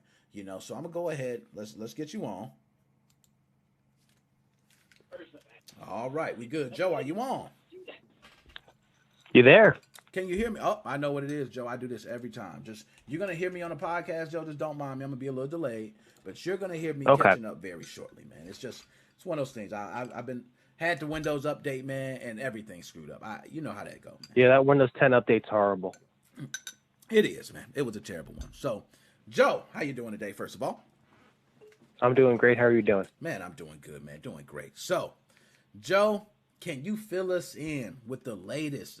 And first of all, before you just get to the resolve, can you tell us some more information as far as like when the update started or when it first came out that you noticed, and some things you probably ran into being the admin of one of the big, if not the biggest, Nintendo Switch modding community on Facebook? Shout you out there. Just fill us in on the details. Yeah, before we get started, I want to give a big shout out to Eric Lehman. I think that's how I'm pronouncing your last name correctly. I'm horrible with names. He was testing the my repack before I got home, and I come home and my Switch is dead, so now it's on the dock charging. LOL. The biggest change is that in case you're on a older Atmosphere version, let's say you're on Atmosphere and 0.20.1 and it's not working, update to my latest repack on the Nickmoses05 Facebook page. That'll fix all your problems. They try to stop Atmosphere 100%, but it didn't work because they hardware flaw, not a software flawed. Talk to them. They got them. So when this update first happened, Joe, was there anything? It happened today. It happened today. I'm glad you told me that. Yeah. So when it happened, go ahead. Yeah, the Atmosphere update. I'm sorry, you're breaking up a little bit. The Atmosphere update came out today, about a couple hours ago, and a lot of people messaging me and says that it works fine. Their Emunan was broken, and this new Atmosphere fixed it. Everything got updated. Signature patches, the Fusey primary got updated. A bunch of stuff got updated. Hikakte is now at 5.6.1. So they try to block out everything, and you can't stop Atmosphere and you can't stop the signature patch people and, Hikakte. Shout out to those guys. Mm-hmm. Joe, this is another win. So, Joe, now with that out the way, how is everything working for it right now? Is everything working fine? Are we still having some issues with certain homebrew, or how do we look in that aspect? For homebrew users that were using homebrew on higher firmware than 11.0.0, if your homebrew apps were broken for certain applications, they're still broken because we're still waiting for the third-party people to update their own homebrew apps. I haven't heard any problems with applications not working, and as what Nick said in the article and that gentleman said in the article too, it is correct. You have to be connected to the Wi-Fi network to use the Bluetooth, which is totally stupid. Wow. So you're better off using the homebrew app for Bluetooth than using the official release, because that's stupid. Your Switch is meant for on the go, not to sit at home, even though you use it at home more than you use it on the go. That's crazy. I can't even believe that. So now, Joe, one question I have for you, I was going to ask before, for those users who are using, I see one came in, Shredder, shout out to you. He said SXOS is lit. For all my SXOS users, and me, myself, I just got my OG fixed. So for those people that are looking to possibly run SXOS, and still be able to run Atmosphere, maybe just to try the latest firmware, what would you recommend, or what method would you recommend they do to accomplish that? To accomplish this, if you basically you have to stay on 11.0.0. I have a video on the Nickmoses05 Facebook page. You have to use my repack because it's a combination of the SXOS and of the Atmosphere files. To make a long story short, you have to boot into SXOS. Then from there, you have to go to the album section. From there, you can use the AWUL installer, and you can install the games through AWUL because it has the latest signature patches, and you can play all the newest games, even the non-pre-patched games. For instance, the newest game that just came out was Sonic, I forget what it's called for the Switch. That works through SXOS because you're actually installing it through it. When you go to install it, it thinks it's installing through Atmosphere, and in theory it's not. It's installing through SXOS. Then from there you can just run it. So basically the SXOS installer is now useless, but you can install it through AWUL, and you can be 100% offline and do all your games through there. That's the best method. My Switch right now is dead. It's charging because I was helping out a user yesterday and I forgot to turn it off. But I'm going to be doing a full video tutorial guide on how to update to 1.10 for Atmosphere users that are on 13.0.0. And I will be doing a full video guide for the SXOS users. Nice. So, Joe, if I have a Nintendo Switch and I say, hey, I want to upgrade to the latest firmware, I want to be able to use this Bluetooth driver, but I love SXOS. Would I be safe in having 2 micro SD cards and maybe one with EmuNAND installed and another with MMC? Would I be able to say, yes. Okay, all right, good. So that would basically work. Yeah, you have the requirement is your stock NAND has to be on 11.0.0 because here's the deal. My stock NAND for SXOS is on 5.1 and I don't want to update it, so that's why I have 2 switches. So from there, just boot into Atmosphere and create an EmuNAND. Then you can after you create the EmuNAND, then you can update it via offline through Daybreak, but you need to do a title override first. Got it. From there, you go ahead and you update it with the offline updater, and just make a new folder on your Switch, called OFW, 13.0.0.0, whatever you want to call it, and you can update it through there. For instance, like what Nick was saying with having different OS versions on SD cards, I have that too. I have one SD card that's on 11.1. I have one that's on 12. I have one that's on 12.1. You can do that as long as you can only do that on a different SD card through an EmuNAND. And you also need 32 gigabytes of available storage space to create the EmuNAND, so make sure you have enough free space. Nice. Oh man, you're dropping the jewels today, man. You're dropping There's a lot of info and it's hard to remember off the tip of the tongue. No, you got it down, man. And that's why I wanted you to call in. I want you to kind of, go through that with everybody. I see a lot of people with as we always hear, the dog can only update the Switch so much, right? So everybody's talking about, oh, my dog updated my Switch. The cat updated, my little sister updated. Oh, I stepped on it. It wasn't updated. I hit no, but it's still updated. We hear them all. So has that been the same trend for this update? Have people been accidentally updating as well, or has this been one that people are now kind of getting it? No, they're still stupid as bricks. What happened was they were messaging me when 13.0.0 got updated a few hours later. Hey, I updated this. Is there a repack for this yet? I'm like, no, it broke everything. Yeah, man, I had to ask, man, because some people, everybody listening, back up your NAND, back up your system NAND. It takes up 30 gigabytes of space. It takes about an hour to do, but it's worth it. So you could reflash back in case this happens. Nice. That's the best way to do it. People don't listen. Nah, you're right, man. I think a lot of people just like, oh, it takes so long for the NAND, but that time could save you, So definitely, I recommend taking the time. And Joe, I'm glad you called in, man. Of course, I'm gonna take a call at the end. I just want you to get in right now, kind of explain the information to everybody. I'm gonna move on. But Joe, when you call at the end, man, I know you got some other stuff to say. We're gonna go ahead and talk about it when you call back, my dude. Okay. All right. I'll talk to you in a few. All right, later, man. Bye. So my man Joe just dropped some valuable information for everybody. He's going to call back later. We can talk Switch all day. I do got, the other subjects, but I'm glad he explained that for those who have the modded systems, me included. I want to know, is it, because I'm thinking, hey, you can use multiple SD cards and just have multiple versions. And, Joe also confirmed that. So if you're looking to use Atmosphere, but maybe you're still wanting to hold on to the SXOS, you can. You just have to make your system NAND, okay, which is your official NAND, okay? If you have no mods running, cannot go over 11.0.0. If you do that, you're good to go. Okay? Nah, we appreciate that. So, bam. My man, Joe, you're well informed, man. Well informed. So now we're going to move on to another point I want to make. And this one's going to be kind of fast because, for me, it's just something that I always wondered with me becoming like an old ass man. I'm going to be honest. You see all the hair. You don't see no grays, though.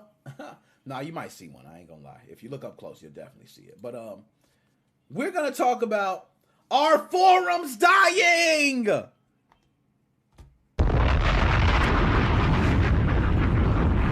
Can y'all tell me, are forums dying? The reason I gotta ask this, and I'm gonna pull up some more information on it, okay, just to make sure I'm not just.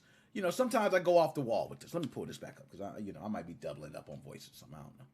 But, I'm tripping because last time I checked, for us modders, us homebrew folks, us folks going out there for the info, forums is where it's at. That's where you go. People post something, you can come back, you can take a look later. Pow, that's how you go. Yes, man. Eric, appreciate you too, man. We're going to give you a shotgun. You know what? I'm going to give you. I'm feeling good today. So the reason I want to know are forums dying is because it seems like to me that more and more websites are moving over to Discord. Now, there is an article about this as well. But before I jump into the article, I just want to ask everybody now, are forums dying to Discord? Are they dying to Discord? It seems like each have their pros and cons, but they're not the same in my opinion. And it seems like a lot of places are, forums are dwindling down. The numbers of forum users are dwindling down. And there's more and more users getting on Discord. If you guys do not know, the Nickmoses05 Discord, you can go into. We got a lot of different things going on there. My man Kyle is definitely he representing that, okay? And besides that, Kyle is also going to be setting things up for the video game debate show, which we will be doing through Discord. I tested with my man Kyle, okay? And we got everything ready. I want to do our first episode Tuesday of this week. That's what I'm aiming for. Now, the first episode will not be live. We will be doing the first episode offline. Everything goes well, we'll immediately start doing the episodes live. We'll take people in. If people got questions, we could talk about it. We'll debate it, right? But I feel like forums are dying. And with popular forums like GBA Temp, which is a popular one for Nintendo Switch modding, that's pretty much the main one I go to. But NeoGAF, I want to say, is another one that's a popular forum that people talk about, all types of things every day. Not even gaming related all the time. But everyone's moving over to Discord. It's like they're taking down the forums and saying, hey, it's a lot more responsive. People are there talking in real time and such. And I feel like we're gonna really hurt ourselves. I think we're really gonna hurt ourselves. That's just my opinion. I think we're gonna look back on everyone moving to Discord and we're gonna be so upset with ourselves. We're gonna be like, damn, why? Why did I do that? I just have a feeling. So let's go ahead and get to the article. Please stop closing forums and moving people to Discord.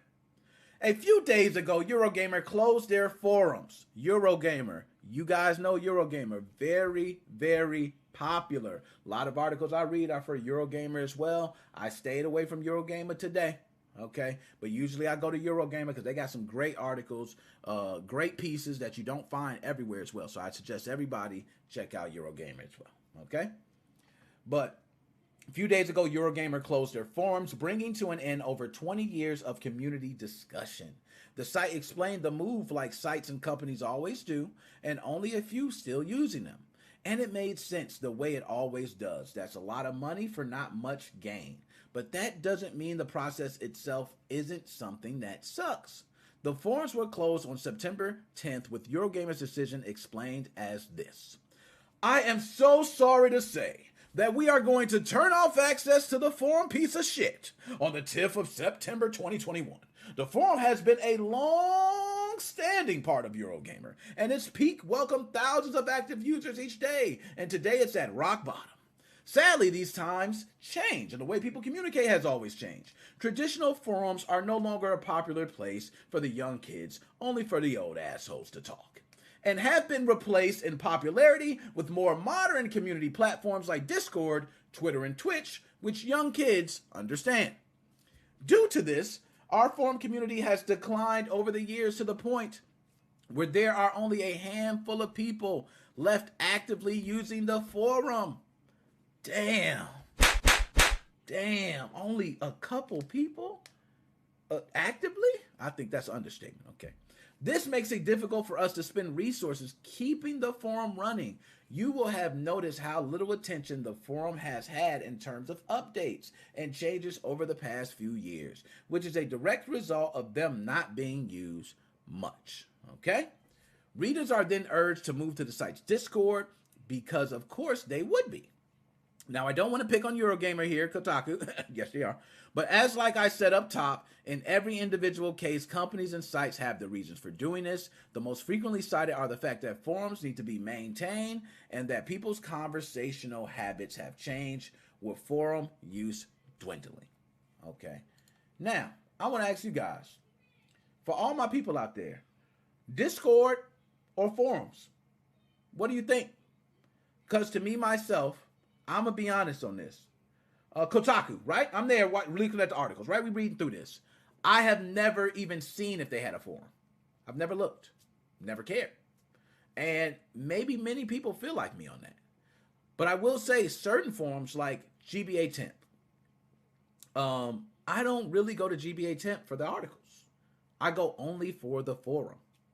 So there's differences here. And I guess it depends on the way you're pushing users on your website. And Eurogamer has so many great articles. I can understand why people could just come to the article and leave a comment. They don't have to go to the forum. You know what I mean? And the same thing with Kotaku. But when you get forums that are specifically for like modding needs, I feel like there's a lot still left to be desired when you move over to Discord. That's just me. Okay?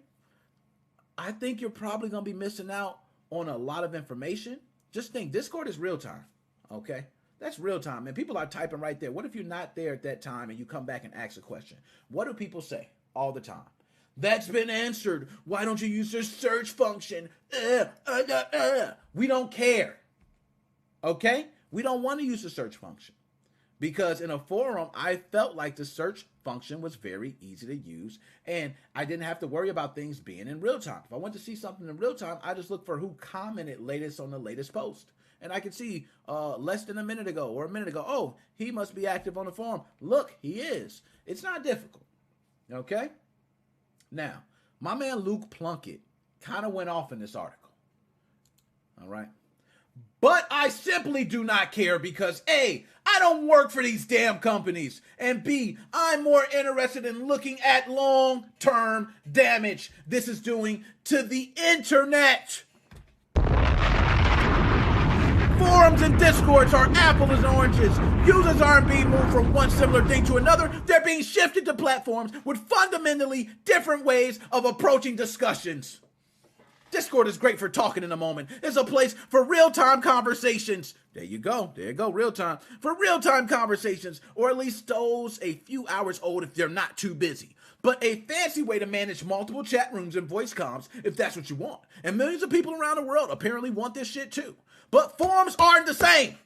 They're nothing like it. Forums are more deliberate, considered, and while they're far from perfect, I'm sure you can post a billion examples of people being neither deliberate nor considered on forums. The point is that they're more permanent. Yo, one thing I will say, and I will agree with before even reading on, I agree. I agree that forums are more permanent. For those who are in the modding community, if you have an Xbox 360 and maybe you got a Cool Runner mod chip, you go look up a tutorial for that. It's either going to be two things you're looking for. A direct video, which you're probably going to YouTube, right? Or you're looking for a tutorial. You're looking for a lot of those tutorials in forums. And let's go a step further. Troubleshooting. Troubleshooting has already been done. There's been so much troubleshooting, so much information out there. Imagine if all that was in a Discord server and you had to use the search function to go through it. See what I mean? We're talking a different ball game. When forums, a lot of times you're going through these Google search results and the forum list, the forum post is right there. You can click on it and you're right there. You're right there to what you need. You can even cipher through the websites on which one is probably a more popular forum. So I do agree with the more permanent record. I think the permanent record stands the testament of time. But their complaint is the forum usage. It does take money to maintain. I respect that. Excuse me. I respect that because when you're paying money and you're not getting back the reward, that's a problem. It's a big problem. So let's get back. Okay. Woo. That hit me hard. I got to get a drink. That's what it means. I ain't drinking fast enough. Oh, there we go. Okay. Forums create a record and archive we can search through. So whenever that happens, we want to revisit issues or find help with the problem or see what was happening during a certain time, we can do that. There's a paper trail. And while sometimes that leads to embarrassing takes on TV shows, game reveals, and stuff that have nothing completely to do with shit that we ever, really supposed to be talking about, but Discord simply can't provide that. It's a river running in real time. And while it does have search functions, the way the whole app is structured means you're simply never going to get the same levels of detailed discussion or archived information as we can get from forums. If places want to open a Discord and run that as something else, then cool. But using it as a replacement for forums is a disaster. While every company is closing forums and moving people to Discord in 2021 might have their reasons, if this is a trend or if this trend keeps up, we're going to look around in 2026, not be able to find a whole ton of cool or interesting stuff or tutorials that we just spoke about and discover to our horror that somehow the internet had gotten even worse. Gotta drop my bomb, my man. Luke Plunkett on one. You on one, sir. You're on one, sir. Okay? He definitely laid that down the best way he can. So, forums are dying before our eyes. We are watching forums die. They're going away. Popular forums are now going away, which means they're taking down everything. They don't need to maintain it. They don't have to clean up anything. They don't need, the admins or moderators there anymore. They can have them all focused on Discord, which might be easier to manage, especially with some of the bots and things that you have available. No, I agree. I agree on the maintenance side of things. But when it comes to the information, I'm sorry, a forum will have that information. It will be detailed. You can ask somebody a question one time and they give you a full detailed answer. Ask them the second time. That answer gets shorter, so on, so on, so on, and so on. Yes, you can use the search function, but this same guy has answered the same questions multiple times. You might not get the same as that first one. So, to each his own. That's just my opinion. But there you have it. Forums are dying. Okay? So let's move on. I got some good... Oh, man. YouTube Duo gets 100K in games. I can't even believe When I read this one, I was so jealous. I was so jealous, man. Yes, and I'm a YouTuber. You know what I mean? I'm a YouTuber. Why can't I stumble on this? Stumble on $100,000 worth of games, man. Do you know what I could do with that? Talk to me nice. Talk to me nice. But we're going to go ahead and talk about it. So let's get a picture for it. I got to do this right way. Y'all know how to. Okay, there we go. Look at him. Look at that man right there. Okay, Extreme Hoarders. So, $100,000 video game collection. This was found in a hoarder's house.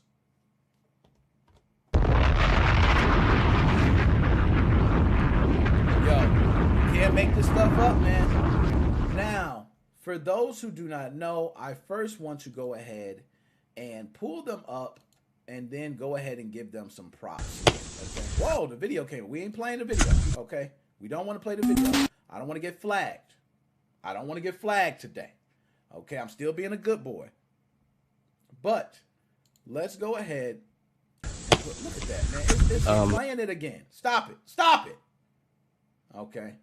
Let's pull them up here because I'm giving them respect, right? Cheat Finds Gold Mine YouTube channel. Shout out to you guys.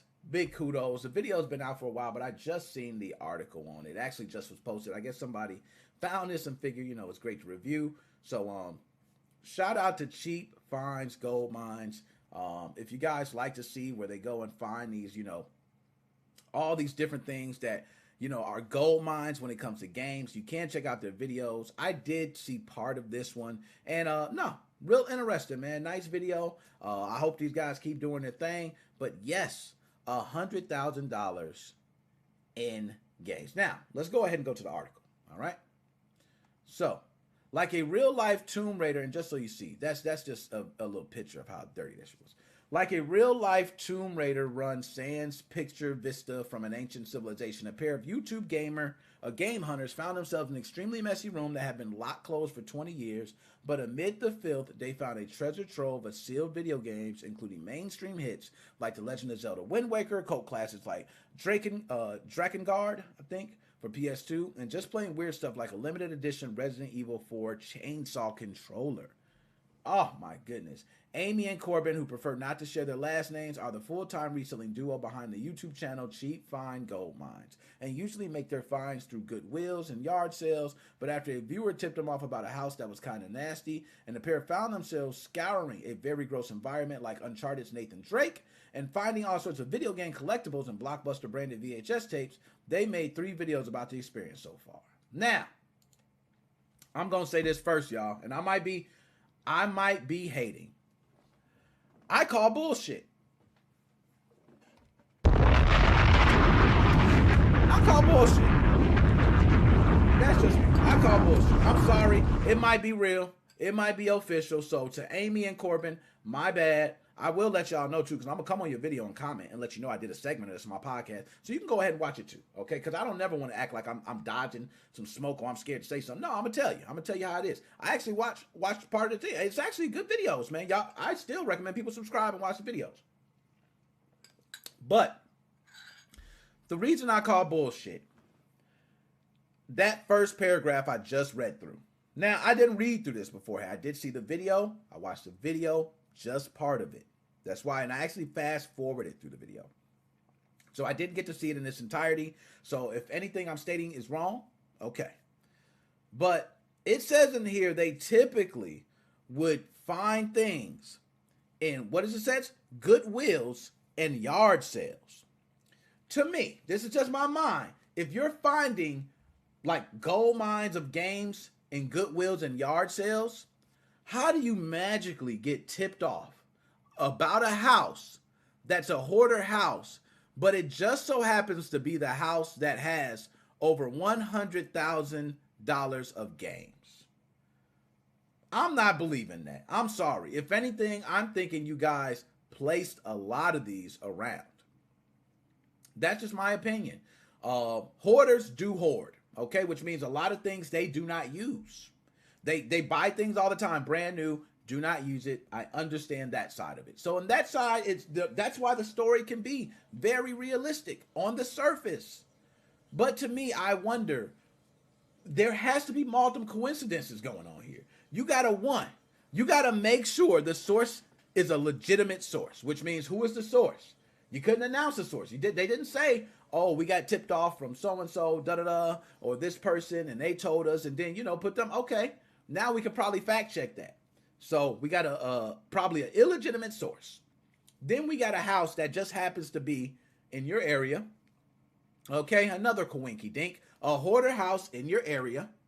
Okay, then right after that, you find over $100,000 of video games, all unsealed, in there. That's just me, to each his own. But let's go ahead and get back to it, okay?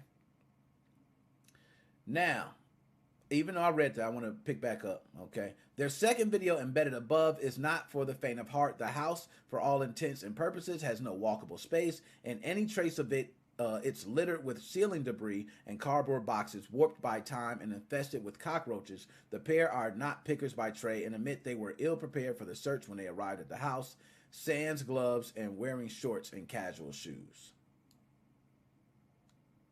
Right there, y'all. That's another thing. I'm telling y'all, man, this fake. I'm going to say it's fake. This me. I'm going to definitely say fake. Y'all, you were coming to a hoarder house. You telling me you're YouTubers. You do this all the time. You're coming to a hoarder house. We've all seen episodes of Hoarders. We all seen them. Don't they always come in? Ain't you going to bring some type of gloves? This man ain't got no gloves on in this little clip I see. He ain't got no gloves. We know things deteriorate, which means if things are sealed, they still can hold up, but that doesn't mean that they're covered by debris and dirt and things that can eat away at that plastic. These games look brand new, unsealed. I'm calling BS. I'm sorry. Okay? Look at this. I want to show y'all something. Look at this box they open up. Those games. Look at... Hold up. Can I pause that? Look how he slides the dirt off of it. It's no way it's just sliding off without a stain on it. Yo, this is so fake. Why am I covering this shit? Yo, I'm so disappointed in myself. Like, you know what? We're going to do one. I ain't going to play the video, but we're going to go back to this. Because, you know, I was watching it. And, you know, like I said, I was fast forward through it. So let's just look at a couple clips. We're going to mute it. I'm also going to do this. So that way, you know, we can kind of see the video. How you going to wear it? That's fake. That's so fake. You're not wearing that. You're not wearing that. Coming into a hoarder's house. You're not. Okay, let's go through some more. Now, see, he came fully dressed. My man got the whole shebang on. That's the hoarder shebang. That's what you're supposed to wear. This man got some shorts. And I believe they probably just got somebody to come help him or something. Now, look, hold up. Let's see. All right, they got a little dust on it. It looked like... Nah, brother. I ain't believing that, man. The whole thing just came up so easy with dirt. It wasn't stuck to it. Usually you'll be scrubbing dirt off those things. Literally. So that's the Resident Evil. And look, a little piece of plastic. This is, man, you know what? I'm sorry, y'all. I'm sorry. We just gonna go ahead. And I'm gonna move on, man. I don't think I can take much more of this. To me, it's fake. Okay, I'm just gonna say it like this. I'm not even gonna give them any more than that. Okay, to me, it's 100% fake. The realism in those situations is, I can tell you from watching the episode of Hoarders, there's people who's throwing up coming in there. Okay, and they're not just hoarding games. They're hoarding, like, you're finding fucking turkeys inside the same box as a game. So which means deterioration is going to happen, mold happens, all types of things happen. These games are all in this prestige, you know, the conditions just excellent. I'm not buying this story. I'm just not buying it, man. So anyways, you know, shout out Amy and Corby. Y'all can go check out the thing, but I don't believe it. Okay, we just going to move on. I gave them enough time. I don't believe it. So next one, we're going to talk about one thing that I love, y'all. Y'all know I love this. This is my favorite segment ever. Console Wars!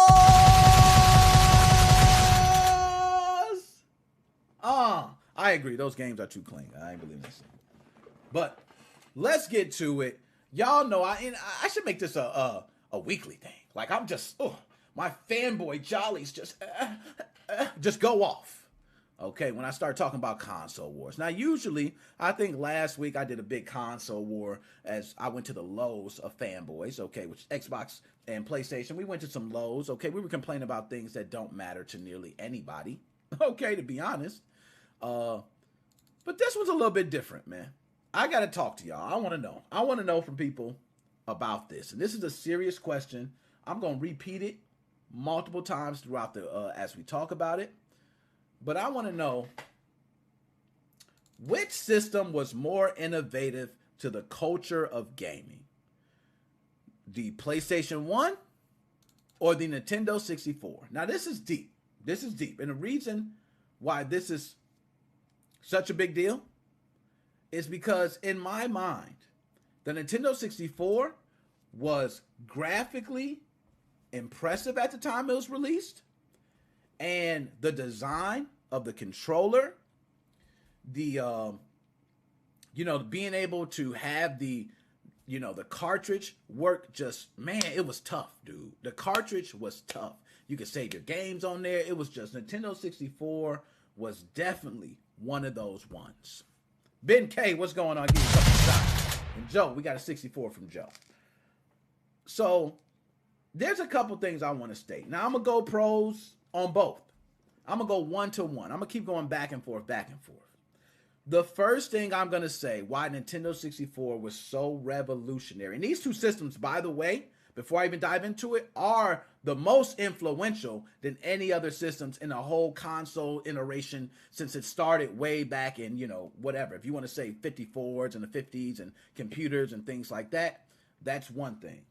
But I will say, for me, I think it's so tough to call, you really can't even say it. But I'm going to give the pros of each. And I say I like that. Van Star, we got a Von Star, we got a 50-50. Andrea, what's going on? N64. So we got some N64s. We got some N64s. It seems like y'all N64 lovers, I feel you. You know what? That's why I said it was toughy. But we're going to go pros of each. And if you guys think of some pros or something where it revolutionized, let me know. But this is one for me. Nintendo 64 introduced the analog stick. Woo! I don't think we got to say much more. Is there a system before then that introduced with the controllers and everything, with the buttons right there and an analog stick there? If I recall, I don't remember the PlayStation having that. Okay, I don't remember the PlayStation having that. I might be wrong. Okay, Chunky, PS1, because the first system Yo, Chunky, I'm right there with you. It was the first one I modded, man. I had a tear in my eye, man. I bought a golden finger that just plugged into the back of it that showed everything. So, but I still modded it, though. Okay? Loved it, too. But, analog sticks. I think the original PlayStation controller did not have the analog sticks. I think the dual analog sticks came later. Okay? And correct me if I'm wrong on that. That's just my thought trying to remember. That's a long time ago. Okay? I was back, what? We talking 90s? Okay? But I do remember it not having analog sticks. So today, we still use analog sticks to this day. He said Dreamcast had an analog stick. Now, when was Dreamcast released? I believe Dreamcast was released around the PS2 era. And I'm going to just check that, okay? Because I believe it was around the PS2 era when Dreamcast released. Okay, Dreamcast released in 98. PS1 released before all those. So PS1 released in 94. Okay, day one, no analog stick. I'm glad you corrected me on that. PS1 released on 94. It was December 3rd of 1994. And Nintendo 64's release date was 96, June 23rd. So it came 2 years after. The original PlayStation did not have analog sticks. Nintendo was the first one to introduce the analog stick. So I got to give one to Nintendo for that. We still use analog sticks today on every controller. There has not been a controller designed for any consoles that do not include these analog sticks. So Nintendo literally got that. Oh, I see the invite. Okay, I got you. See, I get invites on TikTok. My bad, I forgot you was there. But I think that analog sticks was probably one of the most influential things that have happened to gaming. That's why I say these two systems, hands down, are single-handedly the most influential systems of the entire video game console generations. It is. Analog sticks we still use today ever since 1996. So, Nintendo, I'm going to give you that. Sony. Now I got to go to Sony. CDs. Now, of course, we have moved on, guys. Okay, we have moved on. Okay, we're now into, we got to DVDs, HD DVDs, Blu-rays, and so, we moved on. But Sony was the first one to utilize CD storage, which was wonderful. Load times a little weird. Okay, you're changing the Shang Tsung mid-fight, round one, fight. You go, yeah. Yeah. That was kind of crazy. Okay, I ain't gonna lie. So the load times was a little different. But it introduced CDs for many systems to come, including Nintendo, who wind up moving on to, I believe, GameCube, where they had the small one. But, oh, damn, you know what, Andrea? But, Andrea, I don't think, damn it, Turbo CD, you know what, we're gonna, Andrea brought up a good one. PC Engine Turbo CD was the first. Okay, Engine, let's see, Turbo CD, right?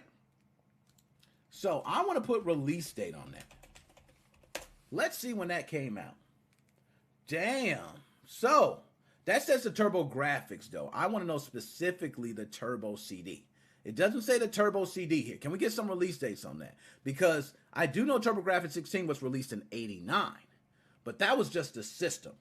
The Turbo CD. But you might be right on that, Andrea. Quote me if I'm wrong. But I'm giving it to Sony. I'm giving it to PlayStation. That's who we remember. Okay, if you ask 10 people, Family Feud style, name the first system that you played that has CDs. Andrea, you and I both know. Okay. And then, I could say Sega CD. Okay, and go on to some others. But Andrea, you may be right on that. But we know who gets the credit for it. Sony! Showing me up. Sega CD too. That's why I had to throw that out there too. But then wasn't no real CD. Come on. None of those brought it like PlayStation 1. Let's be honest there. Let's talk about that. None of them brought it like PlayStation 1. PlayStation 1 had the best games. None of those systems had games like Sony. Let's talk about that. Did Nintendo 64 have more games than Sony? I want to say no. And I know some of you Nintendo 64 people might say I'm going crazy right now, but I think Sony, just the mass amount of games they had so many titles. It was crazy. Nintendo had great classics, but there just wasn't in abundance. And you can't tell me, games like, Conker's Big Fur Day. That, we can't talk about that, okay? It was so crazy. PS1 library was crazy. Let's see what else we get. Game Day 98. Yo, Game Day 98. Do you guys remember those old games, man? You remember the NCAAs back then? Oh, my goodness. The college game. Y'all don't remember, man. My man, Game Day 98. He's not lying, man. He's not lying. I got to drop a bomb for you. Okay. So, now with that being said, I'm going to give CDs to Sony because I think Sony's lineup was the best. I do think Sony handled the CD-ROM. It handled CD-ROMs better than any of the other systems. Okay? Even that came before, if you want to say. But to me, okay, in my mind, Sony was one of the first. Let's say that. It was one of the first to really take CDs to the next level. I don't know the space that was on CDs back then, if it was still 700 megabytes or not. But Sony was actually, they were utilizing a lot of it. So I'll give Sony CDs. I'll give Nintendo analog sticks. Next one, Nintendo. So this is a deep one. You got to go through a lot of different things to think about what did these really carry on for a long time. Okay. And Andrea, correct. That's what I'm talking about. Andrea, bring the smoke. You think CDs were a huge detriment in those days? To each its own. To each its own. Okay. I feel like CDs were nice. Okay. And I'm going to tell you a benefit of my CD I had when I was playing Ridge Racer. Okay. And I was riding through Ridge Racer. I accidentally tripped over. My system fell and my disc flew out. But guess what didn't stop? My Ridge Racer race. It was still going. And then guess what I did? I was like, wow, you can finish the race? So I put the game back in. It was spinning. I finished the race. And guess what happened? Nothing. Nothing happened. I was able to continue. So to each his own. One man's garbage is another man's treasure. Okay, I love that. Then what I found out is I can put music CDs in, and now I can rock to my music. So it happens. To each his own. To each his own. Okay? But another one. I'm going to throw for Nintendo. Okay? I'm going to throw for Nintendo. Rumble packs.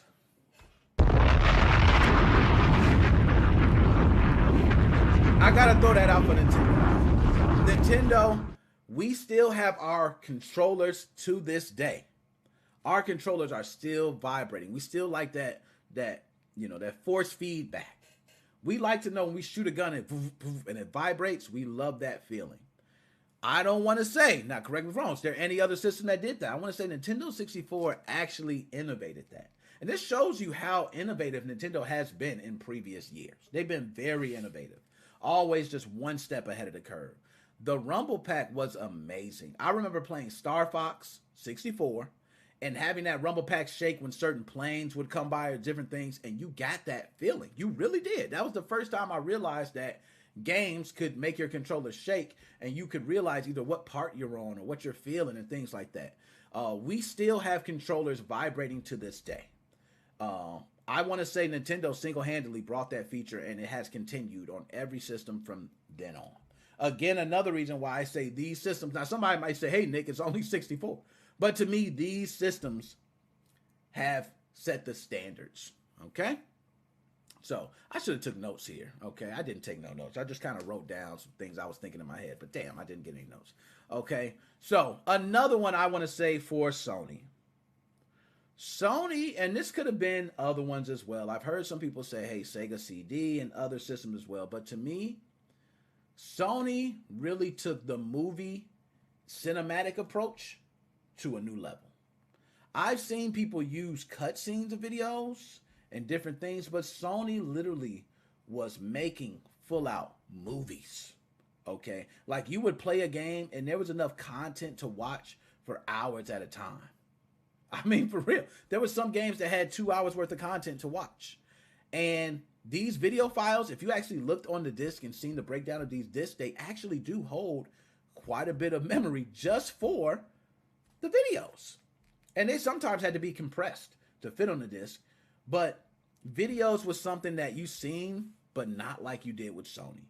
I think still to this day, that cinematic approach was fed by Sony. I want to say Sony single-handedly made people say, hey, think about Resident Evil 1. Resident Evil 1, I remember that beginning scene to this day. When that plane was first crashing, and they got out, and they're running, and the dogs were chasing them. And they ran to this random mansion that they go into, and that's the start of your video game. Like, Sony really did a great job of taking cinematic approaches to video games and really enhancing it. Nintendo 64 had great stories, but I think just the cinematic approach was wonderful. Final Fantasy VII, great mention. I see that. 3DO, yo, Andrea, you better have your ass on video game debates. That's all I want to know. You better have your ass there. Okay? 3DO was okay, but I don't want to say it's still handled like PlayStation. I don't want to say the cinematic approach was. 3DO actually failed. Okay, let's be honest. It failed. Okay, it wasn't like the Philips CDI. That was terrible. Okay, that Zelda game that they had for that was the worst Zelda game ever made. So it wasn't that bad, but 3DO did fail. Okay, Sony triumphed, which means this is the games that we remember. We're talking about these stories to this day. Okay, Andrew, give me a game. Give me a game on 3DO that had a great story. I need to hear it. Tell me one. Cliff, what's going on, my guy? I'm going to give you a couple shotgun shots. Okay, Sega Saturn. What was Sega Saturn's release date? Okay, let's go ahead, because I don't want to leave Sega Saturn out, but Sega Saturn is always the joke. Let's be honest. In the States here, we treated it like shit. Okay, we did. Okay, Sega Saturn was released in 94. Okay, so it was released around the time of, and it was released in November. So actually a little bit after PlayStation. Sega Saturn was a great system too. I don't want to let it go underrated. I think Sega Saturn, you know, being able to bring games like Virtua Fighter, Daytona USA, and a lot of these games you played in the arcade to a system and still gave you the arcade feel was the best thing I think Sega did. Like, you played Fighting Vipers, you felt like you were playing in the arcade. You played Virtua Fighter, you feel like you were playing in the arcade. So, you know, different things like that. It's great. Yeah, that game was hilarious too. Yo, Andrea, I swear you better be up here for video game debates, okay? But, you know, that's another feature for me. I feel like where Sony kind of takes a little, you know, precedent. I think the stories was something that they did. Okay, now let me, yo, I got to go back, man. I want to go back to Nintendo. So, Nintendo, Another one for Nintendo that has set the tone for today is their 3D graphics and the free roam. Nintendo 64.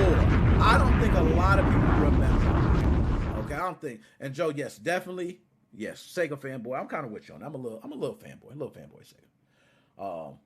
But I noticed with the 3D graphics of Nintendo 64, that was kind of like a selling point for me as a kid being raised. Like, I remember being at Toys R Us, and for all my young bucks, y'all might not know what Toys R Us is, okay? But it was the Walmart of toys. There you go. That's the best way to say it. And when I say Walmart of toys, I mean literally. There were Toys R Us stores that were bigger than Walmart's, filled with toys. Just toys, bikes, all types of games, different puzzles, things. Toys R Us was a go-to. They eventually did become bankrupt. You know, they didn't kind of follow suit with the times. A lot of other businesses were opening up. The retail market is very critical, okay? But Mario 64 is the... Yo, Sage, you said it best, man. I'll give you 3 shotguns for that. KB Toys. Yo, KB Toys, talk to me nice. He's another one. That's another one, too, that's actually not in business no more. But Mario 64, when it came out, I remember playing that for the first time. And literally, I walked up to it, and the demo was actually inside of the castle already. And, you know, people, it starts off while you're outside the castle, but when you're playing, people usually walk in the castle, they play, and then they walk off, you know. So that's kind of what it was. I got there, and I didn't know what to do. So I actually walked up to the painting, and I jumped in it. I was like, oh, sweet. So I'm thinking like, okay, this is all right. When I got into that world and how far back you can see into the world, you can run back there, you can run up there. It was actually one of the first games that I recall I played where I was looking into places that I could travel. So, and I do think Mario 64 was the blueprint for a lot of other games to come.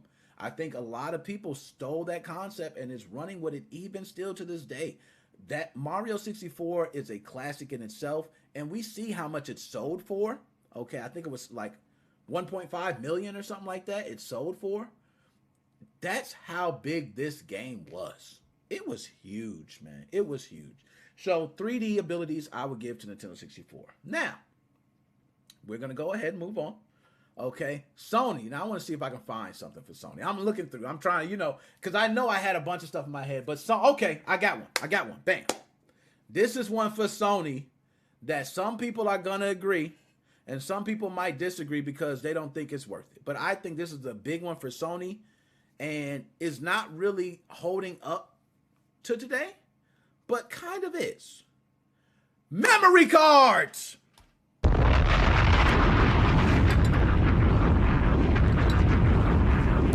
Now, a lot of people don't remember this if they have not had a PlayStation 1 or a PlayStation 2, but there was a big thing with memory cards.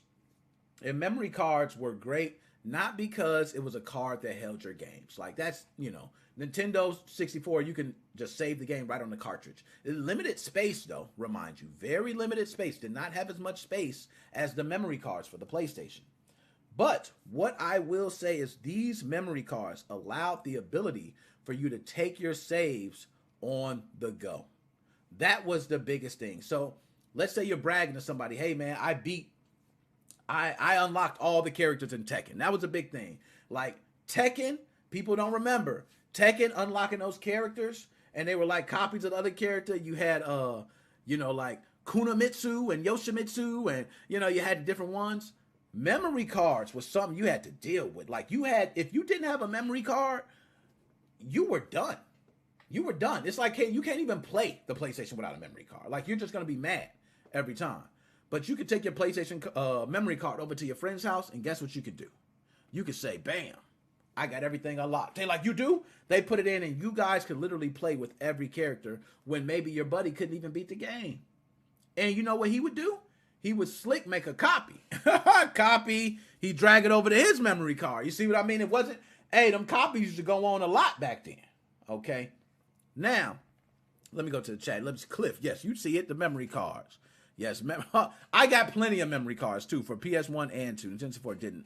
Nintendo 64 Memory packs that went in where the Rumble Pack went. Yes, they did. Andrea, you are correct. I believe that came after Sony, though, and that's because they were trying to capitalize on what Sony was doing with memory cards. They actually they seemed like, oh, damn, Sony's got this great idea of taking memory cards on the go. And they became out with memory cards after. Correct me if I'm wrong on that, but I believe Nintendo 64 did. It was just after Sony had did it. So which makes them copiers. Haha. But, you know, Nintendo 64 teaches them. Until little brother deletes the file. Yo, oh, man. Corruption. I'm not going to lie. That was probably the biggest problem with the memory card is if you experience corruption. Having a save get corrupted is like deleting your game and never being able to play it again. Because a lot of times, if you're playing Final Fantasy VII, this is 3 disc. 3 disc. Imagine having your Final Fantasy VII save deleted. You know what I did? Because I did have it deleted one time. I actually made sure to save that. And I copied it and put it on another memory card. So just in case something happened. And you save multiple ones. You don't save the same one just in case. All right. And then, like you said, I can go on all day. Okay. But Sony memory cards. Now, what you would say, what does that have to do with today, Nick? Because today, we're all using hard drives. But, some of us are using external drives. Sony was one of the ones to tap in that first. They tapped into that with the memory card, okay? Dreamcast later had memory cards that went into the controller. You guys remember that, okay? Memory cards were something you had to deal with. Sony gets the props for that. So, between these two systems, I'm going to tell you guys today that these two systems are the most influential systems to our current gaming generation. Because we still use rumble packs and analog sticks. And by the way, hold up. I didn't give Sony one that Nintendo don't get. Nintendo 64 does not have this one. And I can't even believe I did not even think of this. Dual analog sticks. Gave myself so many shotguns. Do you guys know dual analog sticks is something that we're still using today? Sony did that with the PlayStation 1 when they introduced dual analog sticks. Do you guys remember playing games with dual analog sticks? Oh, it made Nintendo 64 games move like crap. Okay, you started playing GoldenEye after using dual analog sticks and realized how shitty you were moving the entire time. Talk to me now. Laser Active guys. Sony launched with a controller with no analog stick. And we did. I'm glad you tuned in. We did mention that they first came out with no analog stick. Nintendo 64 did have an analog stick first. We gave them props for that. That iteration we're still using today. But Sony was the first one to introduce dual analog sticks, which is 2 of them on the left and the right. That was introduced on PlayStation 1. Okay. 64. I had Majora's Mask and I bought a third-party memory RAM expansion pack. I was never able to get anywhere because the genetic pack caused the game to crash instantly. Yo, I'm glad you told me that because I seen those and I was like, I'm not buying these damn expansion packs. VMU, what they talking about? Dreamcast VMU, those memory cards were classic. You could play Madden with your homie sitting right by you, and guess what? You can pick your plays on the memory card. They can't even see what play you're picking. Revolutionary, still to this day, if you're playing Madden with somebody else, if you're playing online, you just don't. But if you're playing co-op, you now have to do things like, well, you got to hold the A button and release it on another play to trick them and stuff like that. But back then, you had it right on your memory card. Imagine if they did that today, where you can just look down and say, hey, bam, I picked my play. They can't see. Revolutionary. So I got to give Dreamcast some props too, okay? I got to give Dreamcast some props. But no, so I think we can pretty much say everybody has gone with Nintendo 64 on this for the most part. But we do got some people who realize how Sony has played an important part as well. And we still have Nintendo and Sony still hanging around to this day.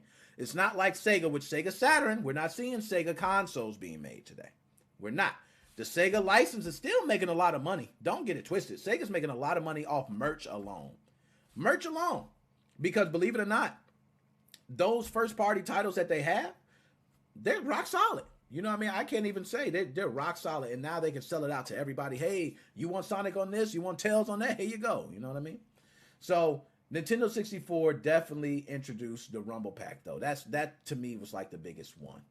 Analog sticks, I can say dual analog sticks, yeah, because we use it to this day. But Rumble Pack immerses you in the game. And now when you play games to this day and your controller vibrating, you know some action is happening. You just know some action is happening. Okay. Finally got to finish on the 3DS. It was the main reason I upgraded to the N3DS XL from the old one. Shout out to you. Can you dig it, sucker? I had to give you a Booker T. Can you dig it? Okay. Cliff, I have a Seagate PlayStation 4 external hard drive connected with my Xbox One for more memory. See, we all connected. That's what I'm saying. That memory card, I think, was like the first time people was like, yo, I can take this out. I can bring it over to another system and plug it in. You know what I mean? That's just, I don't know what it is. And I believe for Nintendo 64, the game saves were saved on the cartridge. So you would have to take your cartridge over to someone and then play it from the cartridge. But no, that defeats the whole purpose, man. You can keep everything where it is. You just keep this little memory card, slide it in there, bap, bap, boom, done. Okay? So, and Sega would never make a new system. I'm with you on that. Sega will never make a new system. It's a wrap. They're not making a new system. Okay? So, 2 more, and I'm going to take calls. And I'm still, the Sega CD had an internal memory run on battery. Can't take it anyway. Damn. I didn't know that. Okay. And see, we talked about Sega CD too as well. Well, Sega CD is a classic. One of the games, if I recall from Sega CD, that was one of my favorite titles was I'm about to say Sega CD, Sewer Shark. I remember my brother playing Sewer Shark. He was a bit older, so he was able to navigate it better than I was. And I was like, damn, this game is nice. It was such a big thing, but Sega Genesis was already at the end of its lifespan. You had the Sega Genesis, and you had Sega 32X, and then you also had, it was just, I wasn't feeling all that. I'm gonna be honest, I wasn't feeling it. So now let's go ahead. We're gonna move on. I still got, I gotta take calls. I gotta take calls definitely, but I want to go through some of these first. I'm gonna be real quick on these two because these two I'm really, not giving too much of a shits about. I noticed I said Blizzard is still trying. I ain't put Activision. I'm not going to diss Activision like that, okay? My love for Activision is expansive, okay? Expansive, my love for Activision. But we're going to first talk about Activision Blizzard and a couple things with them. Hold up. Let me get my screenshots right. Can I flip back? Can I see if I'm good? Okay, there we go. Y'all see that? Activision Blizzard. Oh, Road Avenger and Night Trap. Hold up. I got it. Those are 2 classics too on Sega CD. Night Trap. How can we forget ladies being kidnapped and looking like they're being raped? Okay? It was one of the first games, and I hate to say that word. Oh, gosh. I hope. You know what? I'm so glad I can cut these because YouTube hates words like that. I don't want to say that word. Okay? I'd rather say shit and piss and all types of other words than that one. But that is one of those games that actually had a lot of controversy because of that. I remember Night Trap. And there were, yes, there were so many iterations of Sega CD. I was like, come on, man. Here we go. Another one. Okay. And the OG, you still got, Andrea, kudos to you. I'm going to go ahead and give you now, Activision Blizzard has always done a lot in this case. Right now, they are being accused of union busting, all right? So I'm going to read through this real quick, all right? We're going to go through this, and I want to take calls. So I want to get you guys calls, and we're running good on time, and I'm going over, so my bad. Activision Blizzard employees represented by the A Better ABK worker group filed a lawsuit against the Call of Duty publisher with the National Labor. Damn, why you got to put Call of Duty publisher, man? Why, though? But with the Call of Duty publisher with the National Labor Review Board yesterday, accusing it of union busting. It comes in the wake of a bombshell California lawsuit alleging widespread sexual harassment and discrimination at the company. Activision Blizzard management is using coercive tactics to attempt to prevent its employees from exercising their rights to stand together and demand a more equitable, sustainable, and diverse workplace. The Code CWA Campaign to Organize Digital Employees, which has partnered with a Better APK for a lawsuit, wrote in a press release today. This is exactly what they wrote. If the NLRB rules in our favor, the ruling will be retroactive, and we will set a precedent that no worker in the U.S. can be intimidated out of talking about forced arbitration. Now, damn. So let's go. We ain't done. According to the complaint, Activision Blizzard told employees they cannot communicate. Your ass better not talk to nobody. You better not discuss ongoing investigations of wages, okay, hours, and working conditions, Okay, you better not discuss any of that. Now, one thing I will say is investigation of wages. I do think that is something that should not be discussed at a company, because imagine I go in, I get a raise, you go in, you don't get a raise. I say, hey, dude, did you get a raise? And you go, no. Did you? And I go, yeah, I did. And you go, how much is yours? Man, mine was $5,000. Now, the next time you come in, you know what you say? Hey, I know somebody that got a $5,000 raise. And guess what? I'm the only one that got that raise. So who they come to? Me. I'm the one that told. So there is a problem with the investigation of wages. I think that is something that I will ride with them on that one. But has leveraged its social media policy, surveillance, and employee interrogations to try and punish employees for engaging in worker activity that's prohibited under federal law. Sim Broly, what's going on? You see that? Yeah, you see it. We talking. We definitely getting spicy today. We think that since they're being so outspoken, leadership is trying to get rid of them. One current employee told Vice's Waypoint. They said this has contributed to some employees going silent or just flat out leaving the company altogether. We've seen retaliation already, so I'm scared. All right? Activision Blizzard did not immediately respond to requests for a comment. Now, that's one thing. That's just one thing. Like I said, Activision Blizzard is a shit ton of shit, okay? We're going to go on and on. I got more. You thought we was done there? No, we're not done. But they are trying to censor people, and this is something that a lot of workplaces, why they get together and make unions. They make unions because you don't want to have the fear of working with your coworker, talking with your coworker, just pretty much going through your experience at the job together, which is a lot of coworkers do. But some people's experience may be different than others. So if I have a great experience, you have a terrible one, they don't want you to share your terrible experience with everybody. They want to make sure you shut the hell up. But me, since I'm having such a great experience, I get a raise. So then you feel like, hey, it's not based on performance. It's more based on politics. Sound familiar? Now, we ain't done. We not done. Blizzard reduces titties in World of Warcraft, but not sexism at the company.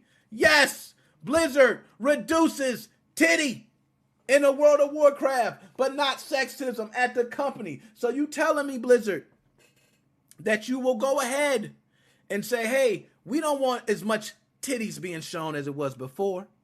But you had a BlizzCon where you made a lady feel like crap for saying that she wanted women to come out respectable and not have cleavage and everything showing, like they step out of Victoria's Secret. And they said, oh, I don't care. My man, Cliff, I appreciate that. I need all that. Everybody on Twitch, hit the follow. You know how we do, okay? But now Blizzard says, you know what? We were wrong. We feel sorry to all the women out there. What we're going to do is, it's not in the real world. It's in our digital, but it's just as good. Just wait. Just hold on for me.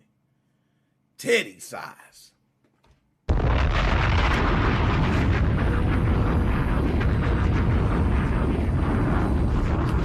Breast size has been reduced. And I don't even want to say reduced. Let's just go through it. We're going to read it.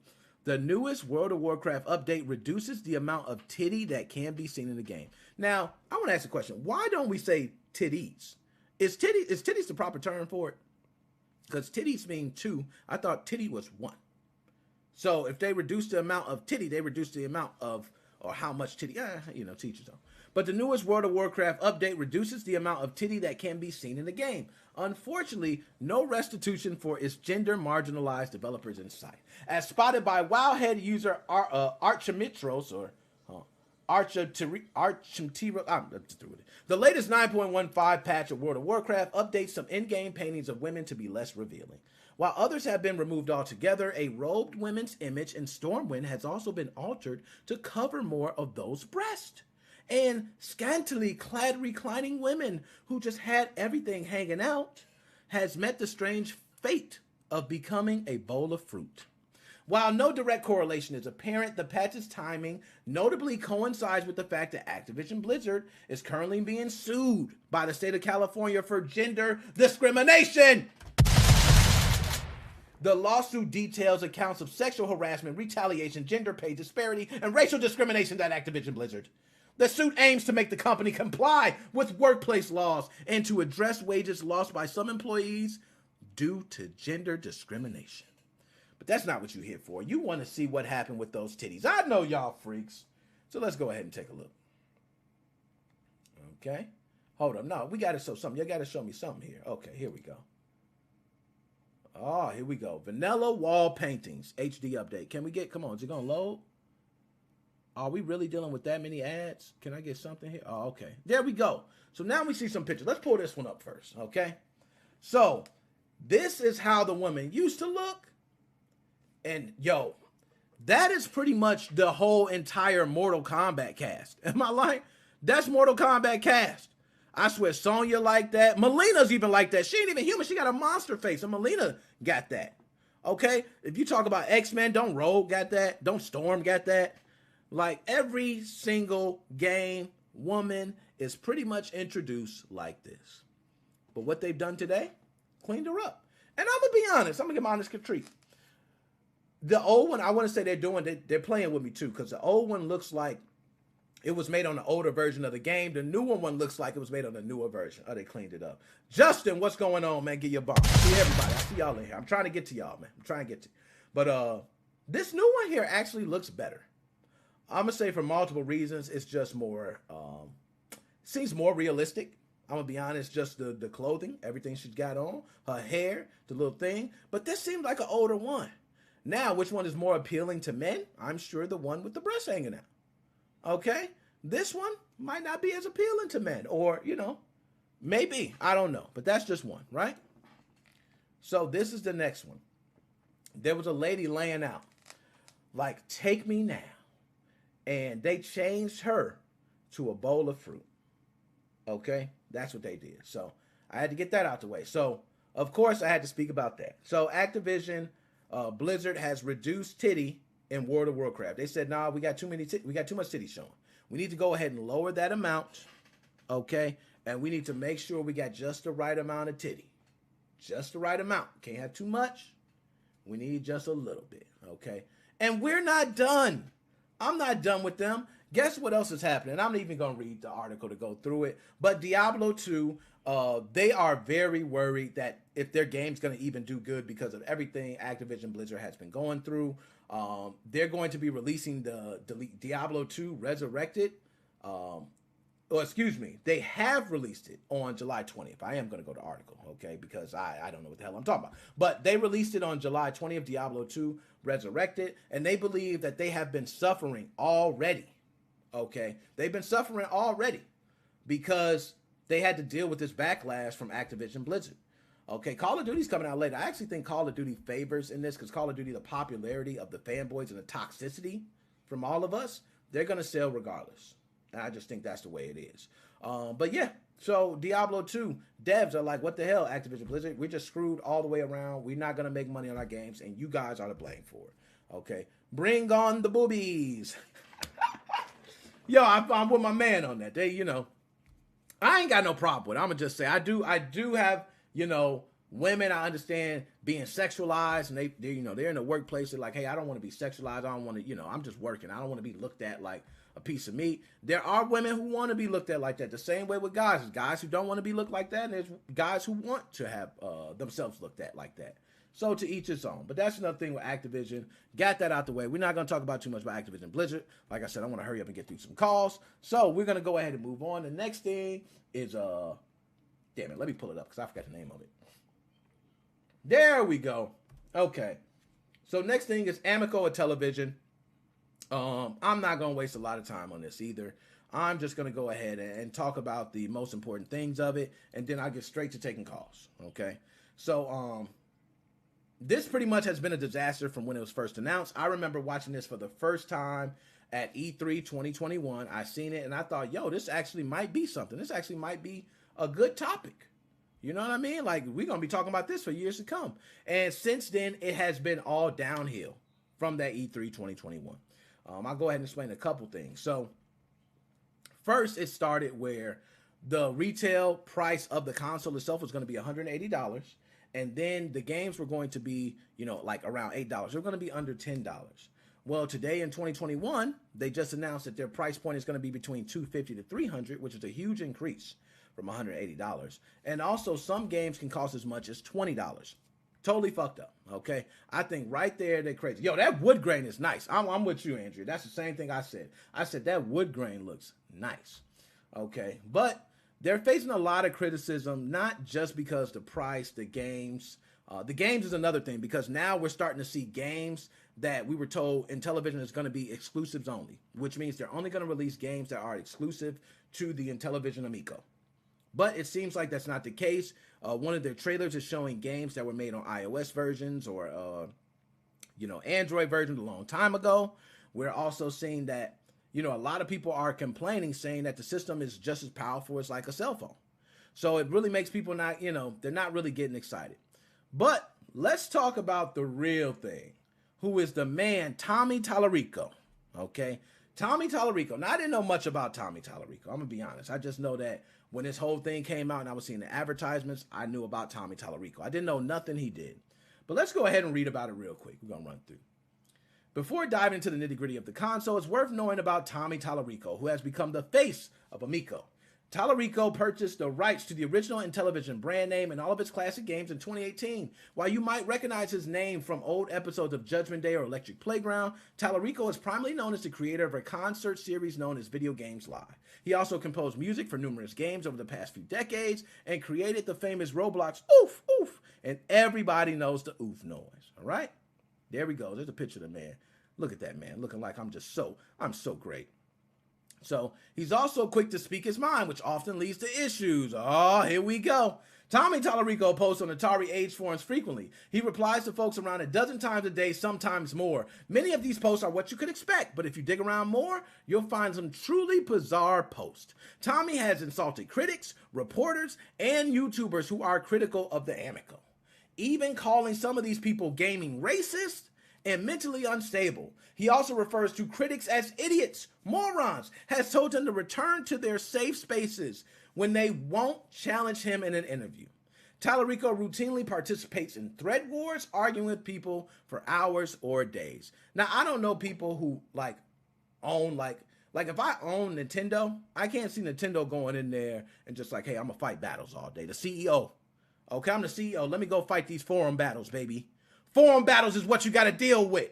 I don't see that, but here we go. A great example of Tallarico's odd behavior as CEO came after Ars Technica report about the publicly archived Amico dev portal and all the specs and info it revealed. Tallarico in the response report insulted the author of the article and threatened legal action in an odd, now deleted series of tweets that were saved by Game History Org founder Frank Cifaldi. Shout out to you, man. We're giving you a bomb. This is why we able to get this, because this man saved it. This man saved it. Okay, Kyle, what is up? I see Kyle drop through. Good to see you. So we're going to go ahead. A great example of his behavior came from that article, right? You're going to see here, it was also dragged up during all this that Tommy follows many right-wing white supremacists on Twitter. So now we get into it, okay? Now, let's pull it up. Let's go ahead. Before I even give my piece, we're going to pull it up. So just a heads up for anyone this might be relevant to. Tommy Tallarico, the Video Games Live guy, has been calling anyone who criticizes his badly designed new Intellivision console communists and gaming racists. He also follows white supremacists on Twitter. So let's go ahead and see what we're talking about, man. Let's get to it, okay? So I'm just going to read some of here. We'll get into the other stuff. But nothing industry inexperienced numbskull, YouTubers, or snarky message board posters. Folks like that don't have the intelligence nor the maturity to actually discuss the topic. He going ham. The small group of negative Amico fanboys are nothing more than narcissists and cowards. Now, first I want to say, as I'm reading this, everybody got the freedom of free speech. So he can say whatever the hell he wants to on there, but it can have it can hurt your stock, as we like to say. Okay, your stock could drop, which means, you're worth this much, but now you're not worth this much because of what you're doing. So you could face a stock drop, but he typically can't be, held liable or anything. So are just immature, intellectually challenged folks, those morons. Keep in mind, idiots like Pat. Damn, he called him straight idiot. They are clearly negative morons. He loved morons, man. This thing, idiots and morons stuff, he loved it. Another word for that is racist. They are gaming racists. There, I said it. Dag. It's from the mentally unstable folks. They are literally so unintelligent that they are not self-aware enough to know how dumb they are. Ego doesn't even begin to describe it. He's a real jerk in person as well. So if you think he's awful in his videos, it isn't an act. He's like that in real life. Now, that can be something. You know, you could say, well, he said in real life, his experience, okay? Probably a very insecure and mature one. You guys are just too lazy and unprepared to handle an interview with me. I'd waste you and every lame and at trying to make you idiotic patient. Now hurry back to your safe space surrounded by your stuffed animals so you can sling your arrows instead of standing up for yourselves and facing me, cowards. There are some really unintelligible there goes morons, okay? So one of this guy here says, LOL, guess who else Tommy Tallarico is following? What did he put? Steven Crowder, Dave Ruppin, and Tim Tebow. Now, Tim Pool, okay. Now, one thing I want to say with this, because this is the other one here. The quartering is who he's followed, and he blocked them. So I want to say this to those, okay? Let's pull it back up. Let's pull it back up on screen. Now, I just announced not that long ago I'm a black man, okay? I announced that. And, you know, I like to reiterate and let people know that, yes, I'm black, okay? As much as I don't rock with white supremacy, right? He's got the right to follow whoever he wants to follow. I ain't got no problem with whoever you want to follow. If you follow somebody, you follow them. You know, I can make a judgment on how I view you, but it's only a judgment. If I meet you and you cool, I'm going to just say, yo, he be wild with that. But, you know, I just don't know how you yourself can be the CEO of a company and do this publicly and think that it will work out in your benefit. I don't see how. We got companies putting out accidental statements, and they're trying to clean them up.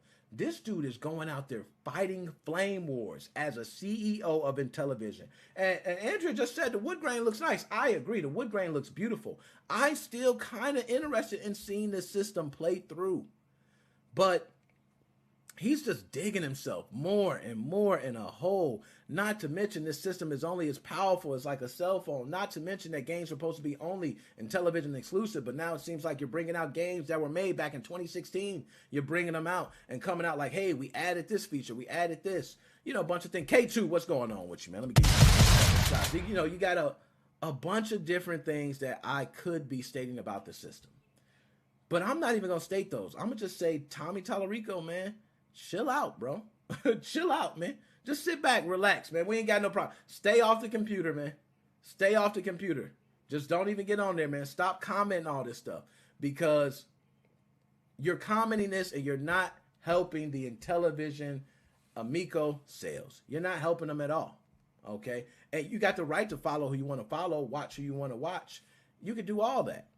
But one thing you should not be doing is telling people because you have a different viewpoint is that they're ironic, okay? Like, that's crazy. If you got a different viewpoint, I'm like, I don't believe it. It's false, but I'm not going to say it's ironic. Like, this man has went far, okay? So now, and appreciate that. Appreciate you helping that, folks update, okay? We need that. So, again, that was Tommy Tallarico, okay? You guys can see a picture of him. You know, I hope you stay off, man. I hope everything goes good with you. I don't, you know, a lot of people say right wing, left wing, you know, chicken wing. Me, myself, I'm square in the middle. I'm for my own, you know, if it works for me, it works for me. I don't really care. I don't go into the left, right, blue, red, all that shit. So if he follows who he follows, he follows who he follows, he watches who he watches, he does what he does. That's the end of that. So now we're going to go ahead and take calls. Okay. I want to go ahead. So I see Kyle, my man Kyle, just said, I just missed you, Kyle. I tried to hit it. Okay, there we go. Now, hold on, Kyle. I'm not sure. Kyle, can you hear me okay now? I can hear you. Can you hear me okay? I can hear you good, man. How are you doing today, man? Hey, Nick. How are you? I'm doing good. Now, I let everybody know earlier, Kyle, that we did work on the video game debates, how we were going to be, you know, we're going to kind of be like some of these forums are doing, and we're going to move everything to Discord. We're just going to move everything to Discord. But no, we're going to work that out and trying to have that first show Tuesday of this week. So, but nonetheless, Kyle, before I jump into the topics, is there anything you got to say first before I just start running my mouth? Well, ideally, we're going to start doing the podcast calls on Discord. So audio quality will be better and privacy will be better for everybody. This is a message to you, Joe. Get Discord, please, and join the Discord server. Link in the description right here.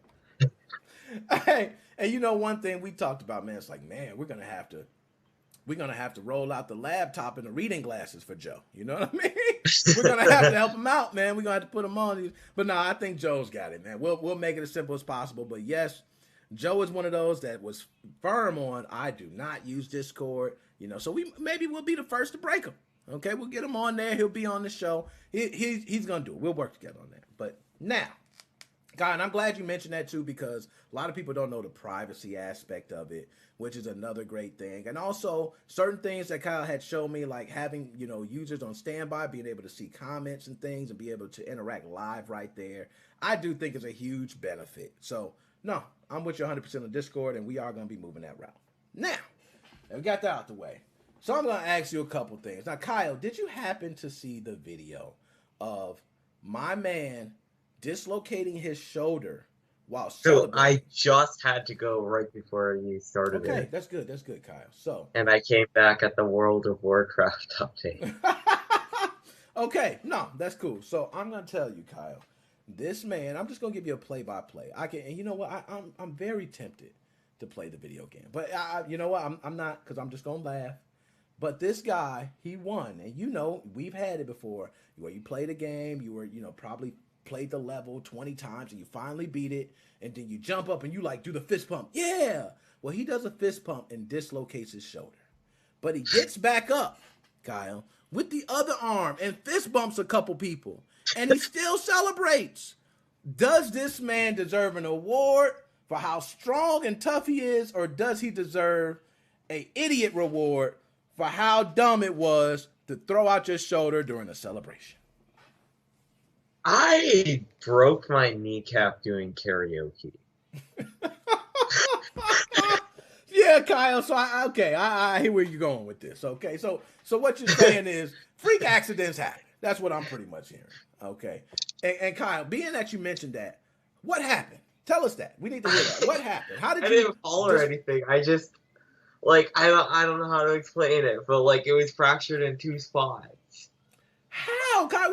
What move was you doing? Now, Kyle, you don't tell me you was out there you were dancing. I wasn't dancing. Okay. I wasn't on a stage, and I did not fall or anything like that. Okay, all right. So you didn't. So Kyle, this is getting more weirder now. We got to find out. So are you standing there and your knee just goes bam and shatters and people are watching and they just see you collapse from an imaginary kick to the knee? Or how was it? What happened?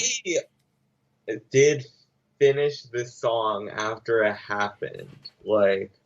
I was just yeah, it's probably nothing, right? I kind of just walked. I kind of moved in a weird way, and that's what caused it. And then I sat down afterwards, and I could not stand back up. Dang, and you realize you fractured. Okay, so I can understand that. So I can see how you finished. Did you feel when it happened? Something like that? Oh, yeah, immediately. I was like, that's all right. Dag, and that's exactly the reaction this guy gave. Without you seeing the video, you pretty much just gave. He's celebrating, and I want to say he threw it out a couple fist pumps earlier, but it seems like eventually he just grabbed it and he collapsed and starts grimacing in pain.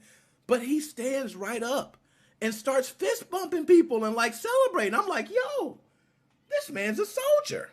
You know what I mean? So, okay, I'm glad you told us that, Kyle. So now I'm going to go ahead and say freak accidents happen. Okay, you are a living testament to that. I'm going to cut this dude some slack. I thought maybe it was him. Now I see it can happen. At least I know. You've never told me a lie. So I believe you when you tell me, man. Wow, okay. So how is your knee now? Oh, I'm fine now. Right, good. That's good. That's what matters, okay? That's what we care about. I think I was, just not able to move my leg for 6 months. Okay. Well, that's when it comes to a whole lifetime, 6 months. Well, I can move my leg. I just couldn't bend my knee. It. Okay. Obviously. That makes sense. So they probably had you up in the cast. You had the crutches the whole nine. Okay. All right. No. I didn't have crutches. No, I never got crutches. Also, it was my birthday when they happened. Oh my God, man. We gone. Kyle, man. This is sad. And So, I was Kyle, on your vacation. birthday. It was the start of that vacation.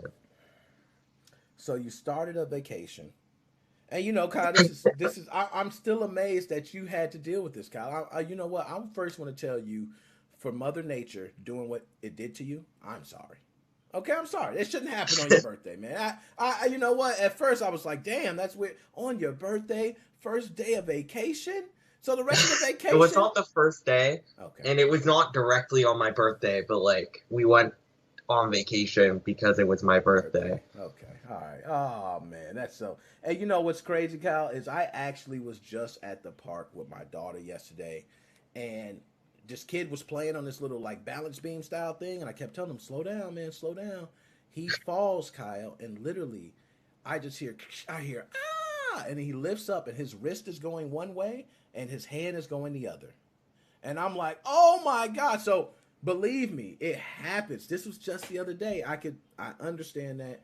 I'm glad you're okay now. So now, that out the way, Kyle. Call of Duty Vanguard Beta, man. I played it. Best game ever since sliced bread. What do you say?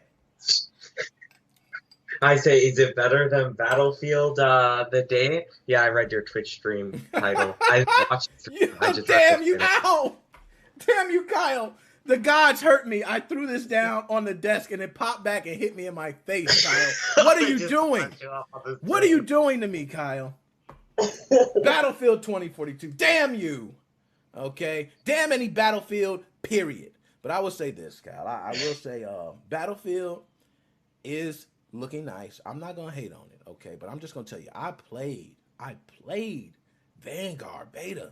It's back, Kyle. Am I just being a fanboy still? Or do you feel like you're really feeling it coming from me that this is I haven't seen any footage of either, right? Like, okay.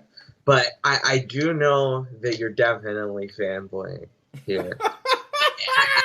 Somewhat. There's a guarantee that that's happening. I ain't mad at you, Kyle. I ain't mad at you because, you know, I get that. I get that a lot. And I don't mind it. I'm actually flattered because, you know, I'd rather be called that. That let me know I'm representing the right way. Okay, so I appreciate that, man. And yes, I will say this is the best Call of Duty ever made to man. That's what I always say with everyone that comes out. And I'm going to stick by it. So, now, Switch news. Kyle, have you heard anything as far as the Switch news lately? We talked about the Bluetooth driver that now, which, you know, they've had it there, but they just never implemented it. Now they finally implemented it. To the point where the homebrew applications implemented your driver, Nintendo. Hey, and I want to say they even did it better because some of the things I'm hearing, one of the things is you must be connected to the internet in order for this to work. How does that work, Kyle? Is you being not wait? Did they actually release? Yes, Kyle. So good. I'm glad. So we're gonna catch you up to speed. I need to update my Switch. That was they updated the Switch, and the latest update they actually included the Bluetooth driver, and now people are syncing up AirPods seamlessly. But there is some flaws. If you're using local wireless play, no Bluetooth devices. Can't work. Only one Bluetooth device can be paired at a time.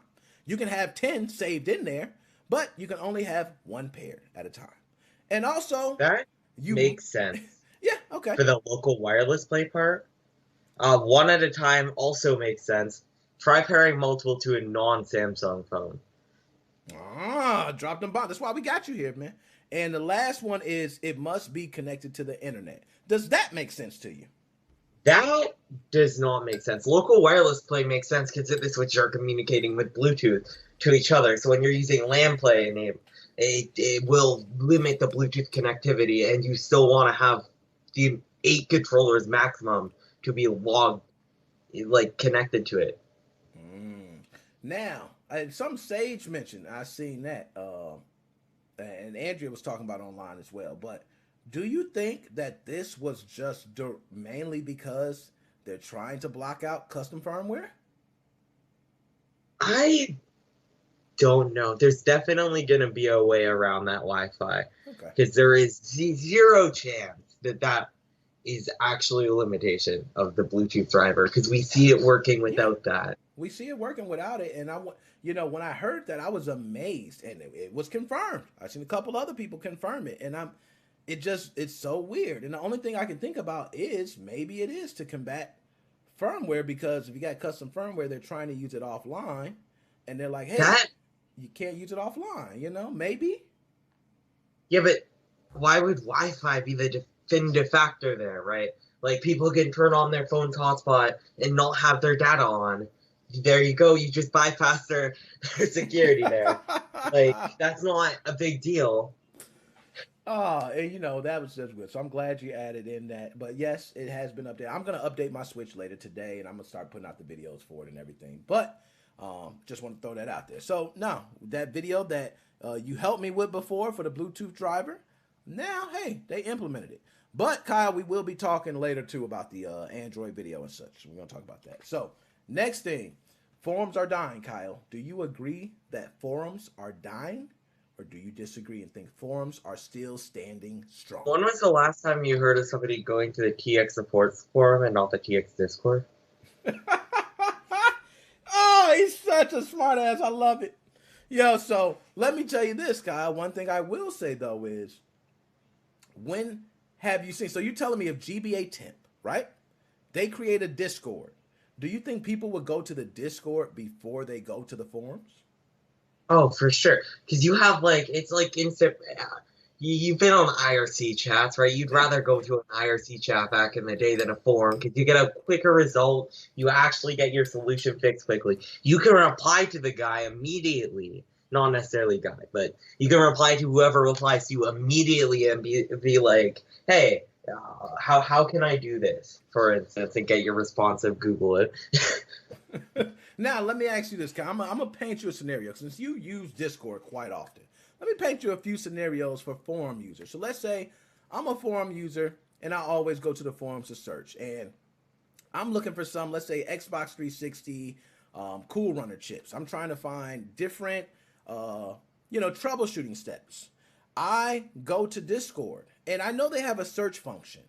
But would a search function in a forum, wouldn't it be more useful? And being that it has a timestamp and it's archived, you can know around what time.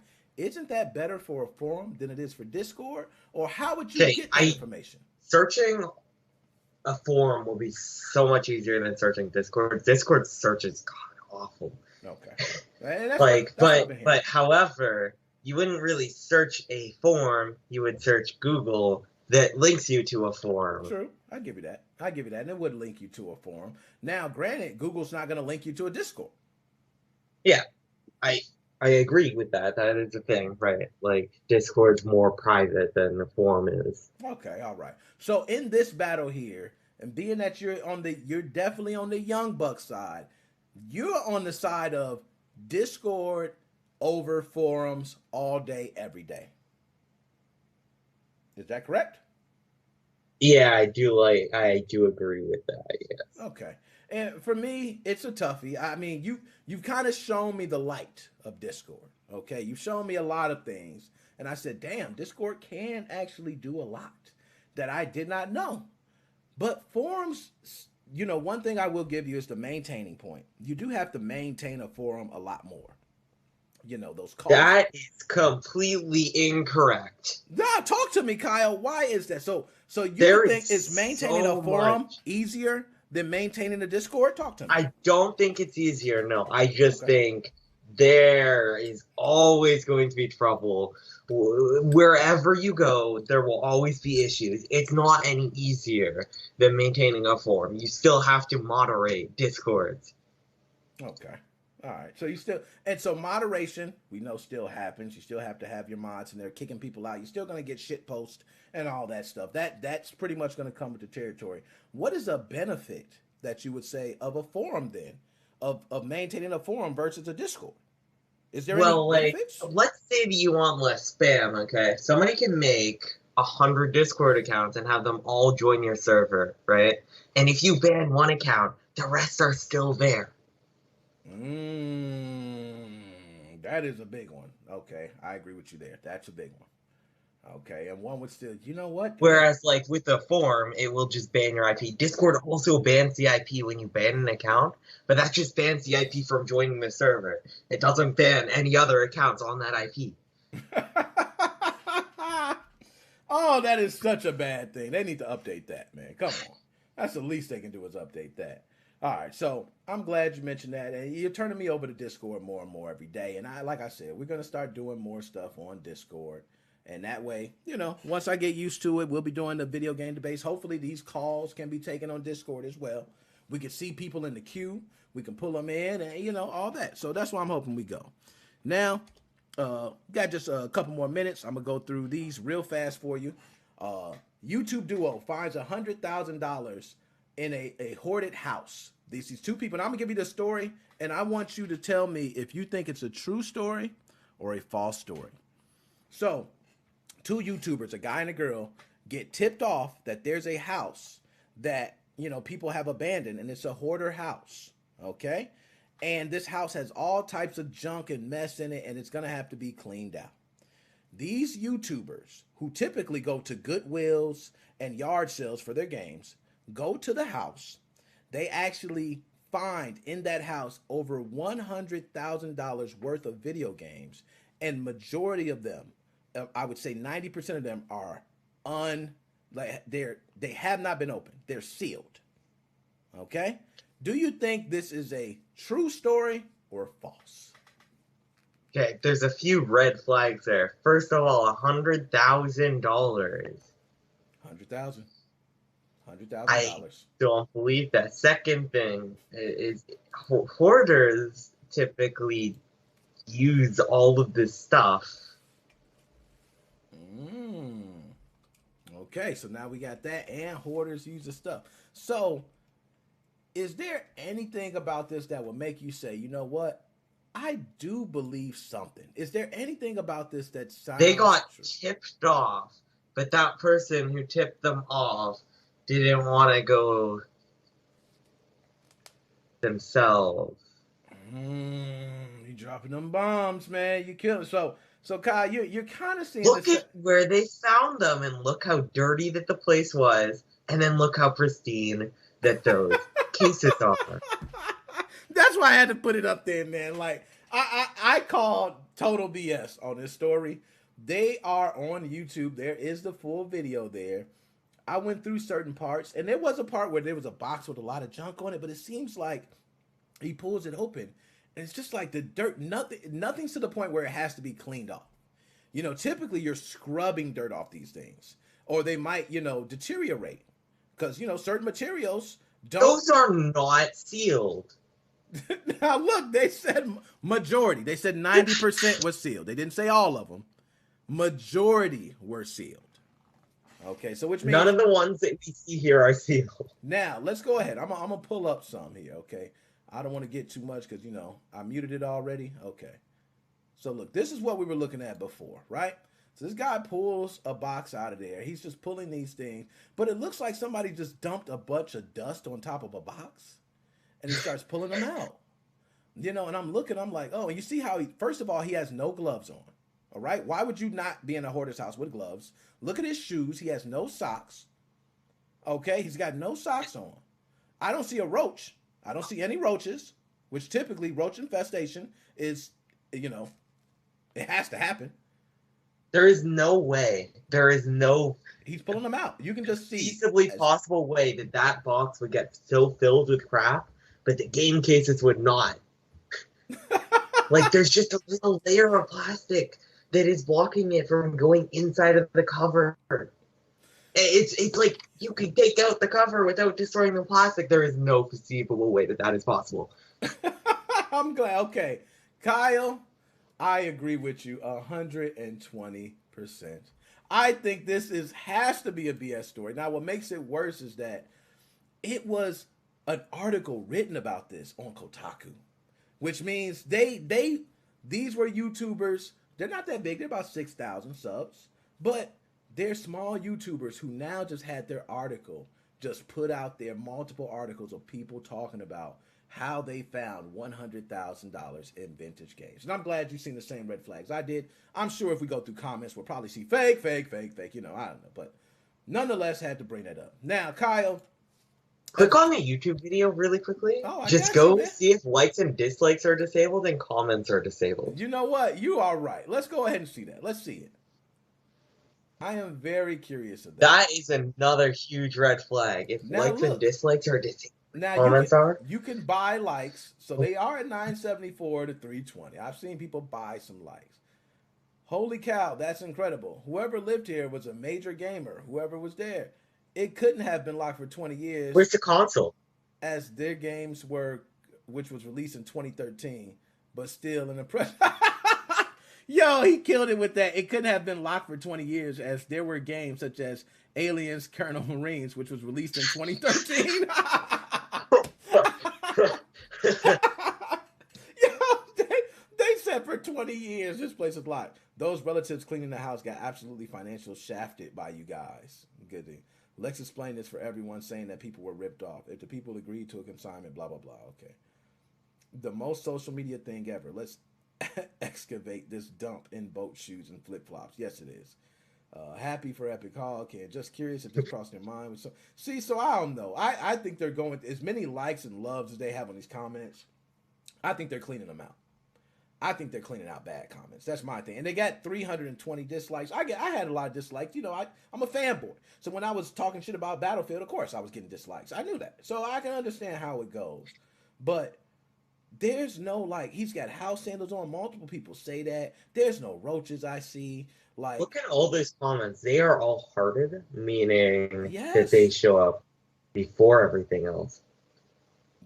Yes, you know what? Let's do this. How about we'll go to the most recent? We'll change it. Look at that. They are all hearted. They are literally all hearted. So let's go to newest. They're even... if they just heart enough of the fine comments, the bad comments just don't show anymore. Yep. I think they're doing that. Room locked for 20 years, and yet there are games from the Xbox 360 that came on the market in 20... Somebody else, okay? I'm excited to see all this engagement on this video. I wasn't going to comment anything before, but when I heard the Vice and Kotaku were promoting this video, I knew things were going to get interesting. See what I'm saying? That's what happened, man. They went, and you know what they did? They just went straight to him and asked, like, hey, what's going on? Can you guys put it up? So, there we go. I got that. So, enough of that. We got it all out. Kyle, anything you want to say to people before you out? So I saw the Amico just because of you pointing it out. And if I want to go play an Intellivision game, I don't want to play a remastered version of the Intellivision game. I want to play the Intellivision game. Yo, oh man, I want to give one. I wish I had the because that's exactly what's happening right now, man. You're getting a remastered, and guess what? They're gonna have an extra stage for you or a couple other things. So now, you're right. Oh wow, an extra stage, fancier graphics. But like, if I wanted that, I'd just go find a fan remake and play it on my cell phone. Oh my God, this is my dog, man. Yo, Kyle, as always, brother, I'm gonna be talking with you later. You know, we still gotta do Discord stuff. I'm gonna eat after this, so I'm gonna take a couple more calls. But Kyle, I'm gonna be hollering at you later, my dude. See ya. Now, my man Kyle killed it, man. He killed it. Kyle, I want to say this, man. You were wrong for calling me a fanboy, man. That was wrong, Kyle. You didn't have to go. You didn't have to do that, Kyle. Yeah. What's going on? Joe, my man, is back. Yes, how you doing?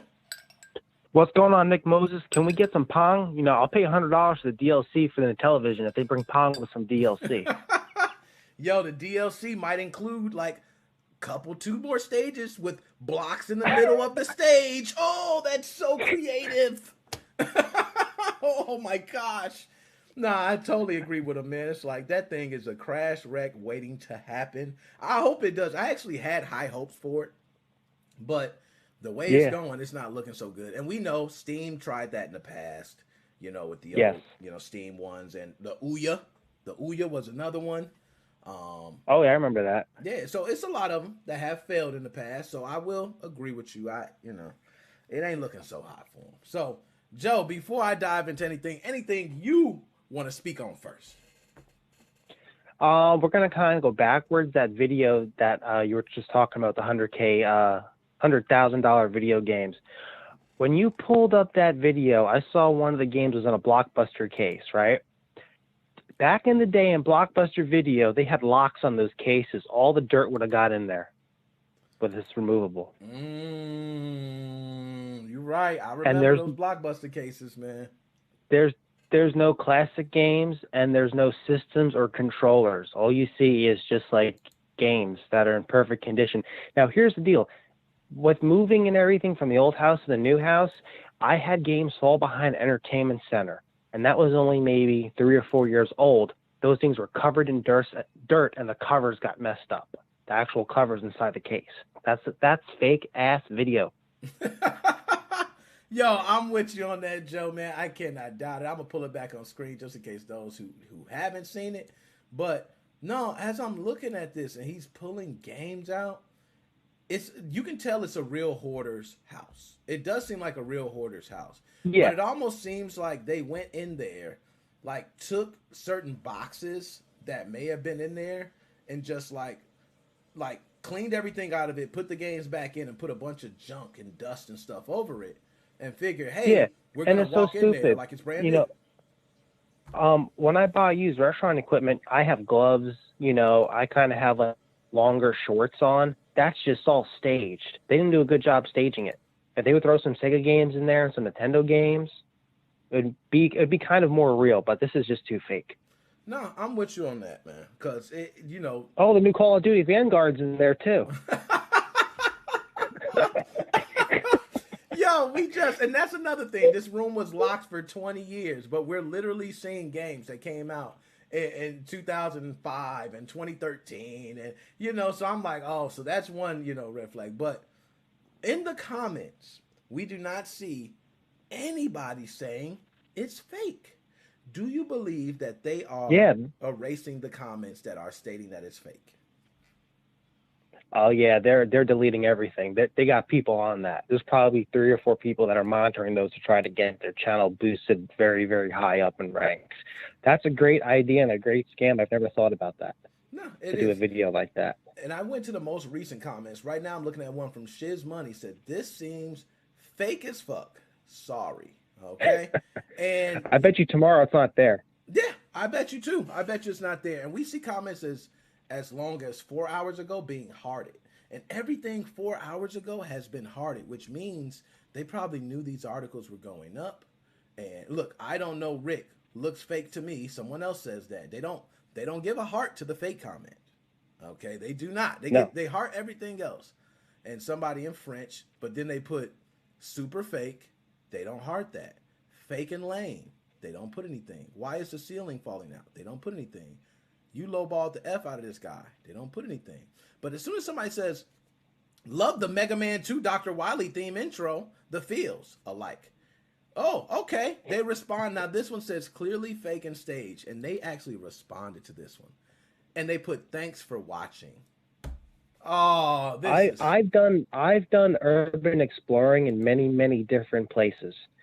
And it's so dirty in there. I'm not saying for face masks, you need to wear a face mask, but I've actually before, this is back in 2018, I was wearing a face mask doing the urban exploring in some places because it was so dirty you couldn't even breathe.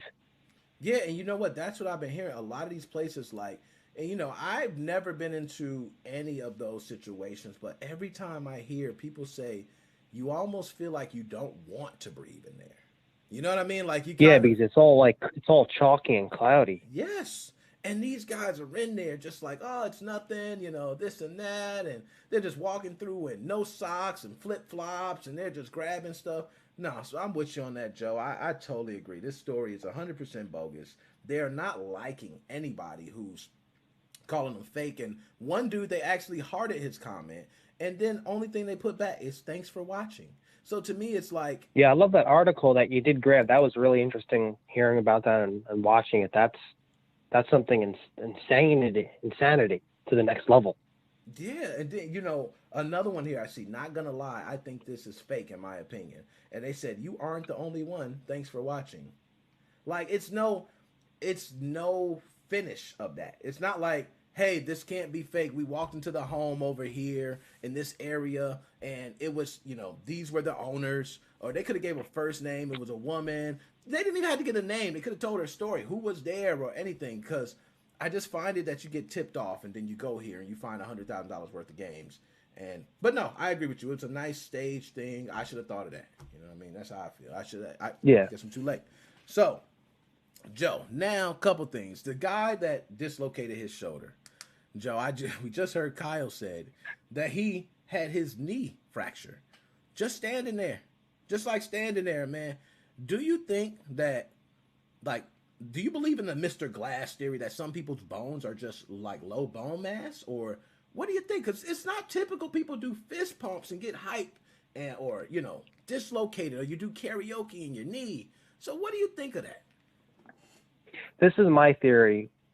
Since me and you are older, I'm 32 and you know you're 38, I believe. Yep. We're raised differently. We went outside, we played outside. I remember taking a radio flyer wagon, pretending it was a race car going down a hill, scraping my knees, and I'm okay. These kids aren't built for endurance anymore. It's like, you know, here's your hot chocolate, Jimmy. Sit down in front of the computer all day.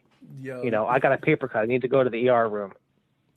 Yo, you are so telling the truth right now, because the way I feel, it's like, yo, I remember going outside, you know, just running around, doing crazy stuff too, man. It's just like whatever. Yeah. Then also during summers, we wanted some extra money. You know, I would go shovel snow. I would go try to cut grass. You know, do like normal neighborhood kid stuff.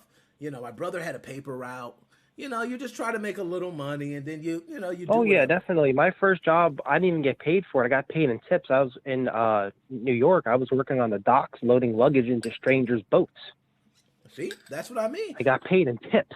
You know, that's it. No, I believe it. My first job, which, you know, my mom hated to hear, but I was probably 6 years old pumping people's gas at a gas station by the house. I mean, I was just like, I seen somebody doing it, and they were like, hey, do you want me to pump your gas? So I just walked up to somebody. I was like, do you want me to pump your gas? And they're like, sure. And I pumped the gas, and they give me a tip. And I'm like, yo, this is, nice. This is very easy. So I don't know where these kids come from, but I do agree. I think we got out, moved a lot more. We did a lot more. Oh, definitely. And that's what we're seeing. We're seeing kids with brittle bones, okay? Now, Kyle, I don't want to speak because Kyle's my dog, okay? That's my dog. When he said his knee, I felt bad, man. He said, it not only happened, it happened during a vacation for his birthday. So I'm like, oh, man, it ruined your birthday. You know what I mean? You're just laid up now. Yeah, that's horrible when that happens. You can't roll up to the cake. They got to bring the cake to you with candles and blow it out. You know, they put it under your chin. They bring an air gun to blow out the candles.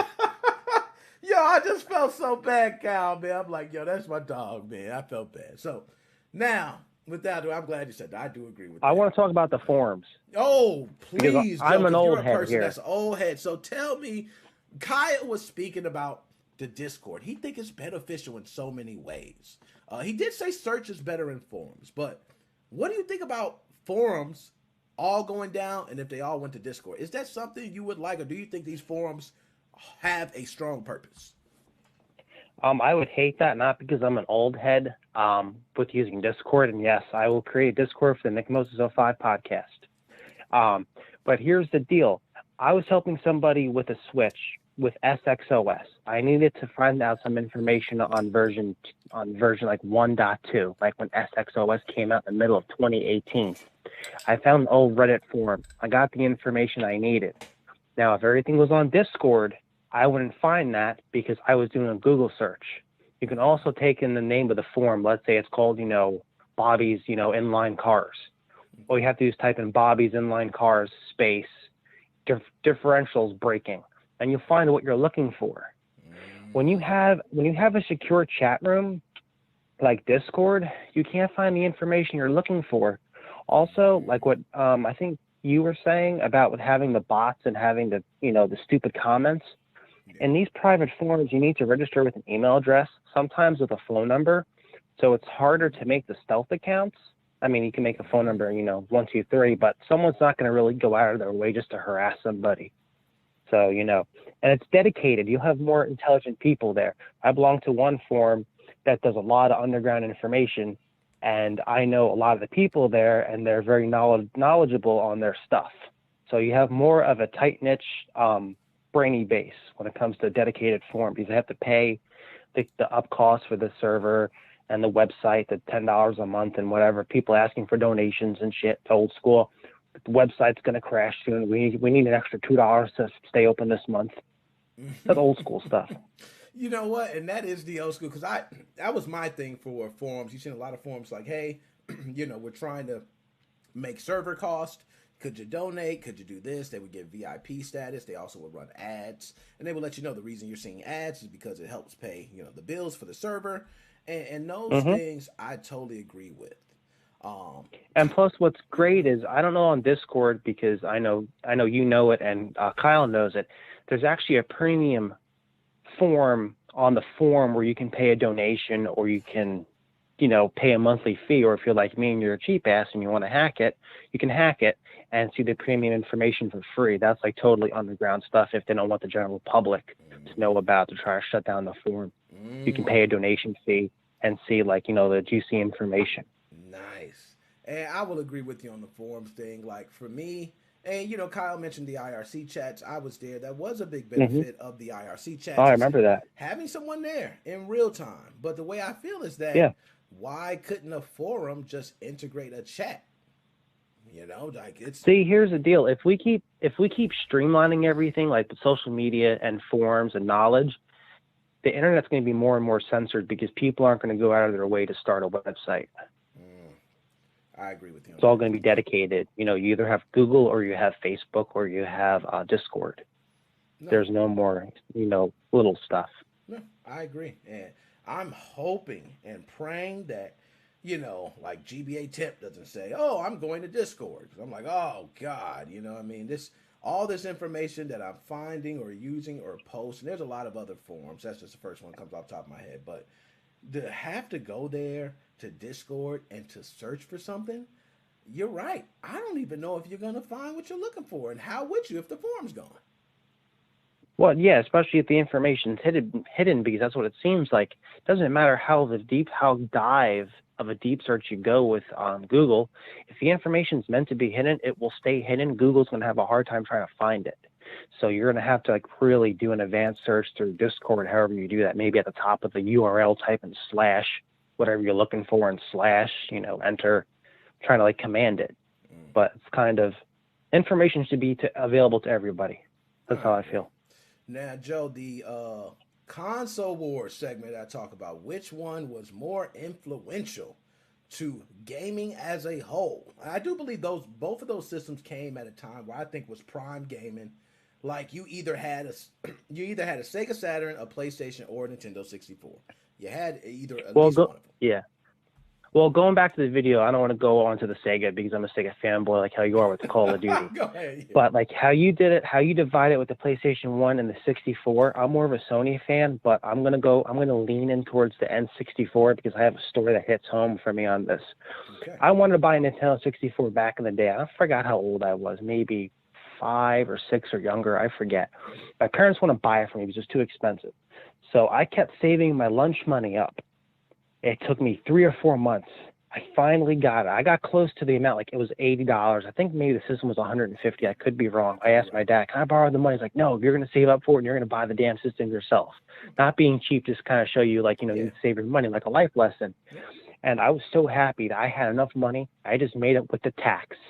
I bought the Nintendo 64 limited edition one by accident because it was on sale, and it came with that Star Wars pod racers. That was the best thing for me playing. I played that game for hours on end, hours and hours and hours. Then I finally had enough money later on to buy GoldenEye. Great game. So you got some hit titles in that. And also back then, like you said, you would buy a game and it says, hey, it comes with Mario 64. So now you're lucky if you get a controller with the system or the hard drive's not broken. Hashtag Sony. I totally agree. Now it's like you get a game and I can't even tell you the last time I purchased a console that came with the game if I wasn't buying a bundle. I really can't. Yeah, what pissed me off with not going off top real quick, with the Sony PlayStation 5, we're shipping it free with a game. I'm like, who cares? Back in the day, I was getting systems that came with games. You got a Sega, came with, Sonic 1 and 2. Bought a Nintendo, came with, this and this and that. Oh, boy, you're giving me a game that's digital. No, oh, boy. I remember that. Wii Sports was a big one when Wii came out. Oh, yes, I remember you came. My dad got me a Sega Saturn for a present. I'm not lying to you. It was reduced for $50 and came with 4 games brand new from Kmart. We're going back now. We're going to Kmart now. Yeah, we're going to Kmart, man. Shout out to Kmart, man. I miss the Kmarts. I used to love going to Kmart and just feeling like, you know what? Like, I'm not going to pay those Walmart prices. I'm going to Kmart. You know, it's not like it was much different and all, but no, I definitely remember Kmart, the Toys R Us's, and the KB Toys. The days back then were so awesome. I don't know if you ever heard of this console or not. It's a gaming handheld. It's black and white. It's called Gamecom. Interesting quick story about this. I went to KB Toys, and there was one of these laying around. My dad was asking, oh, how much is this, right? Yeah. He got me the Gamecom with a shitload of games and a bunch of accessories, maybe for $20 or $30. And manager didn't know what the hell it was and could care less. Here, $30 for everything. Like, oh, okay. I'm like, here you go. You got all this stuff. And it was awesome. That even had an internet browser in it. Didn't know how to use it. Didn't know what a 56K modem was back then, but.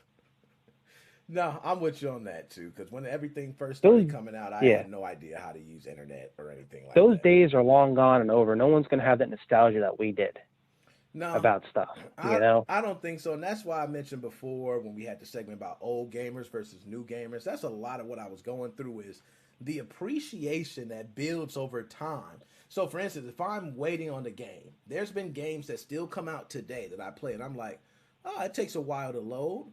I don't get frustrated. I typically either click it and I find something to do, and at times it's going to take a while, or I pull out my phone, I'll do something, or it's not really a big deal. But you got some people who go out there and say, yo, load times are ridiculous.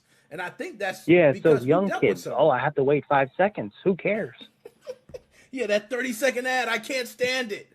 You know what I mean? It's just like, you're like, wow. And you just think like there was a time where, you know, we had to sit through load times. And I remember some load times being a minute, you know, a minute and a half, 2 minutes. And you're sitting there just like, la, la, la, la, la, you know, da, da, da, da, da. And it finally comes up and you're like, thank you. Or Resident Evil, each time you went into a door, that whole segment of the door opening and before you go into the next room, like there was no seamless walking into a room.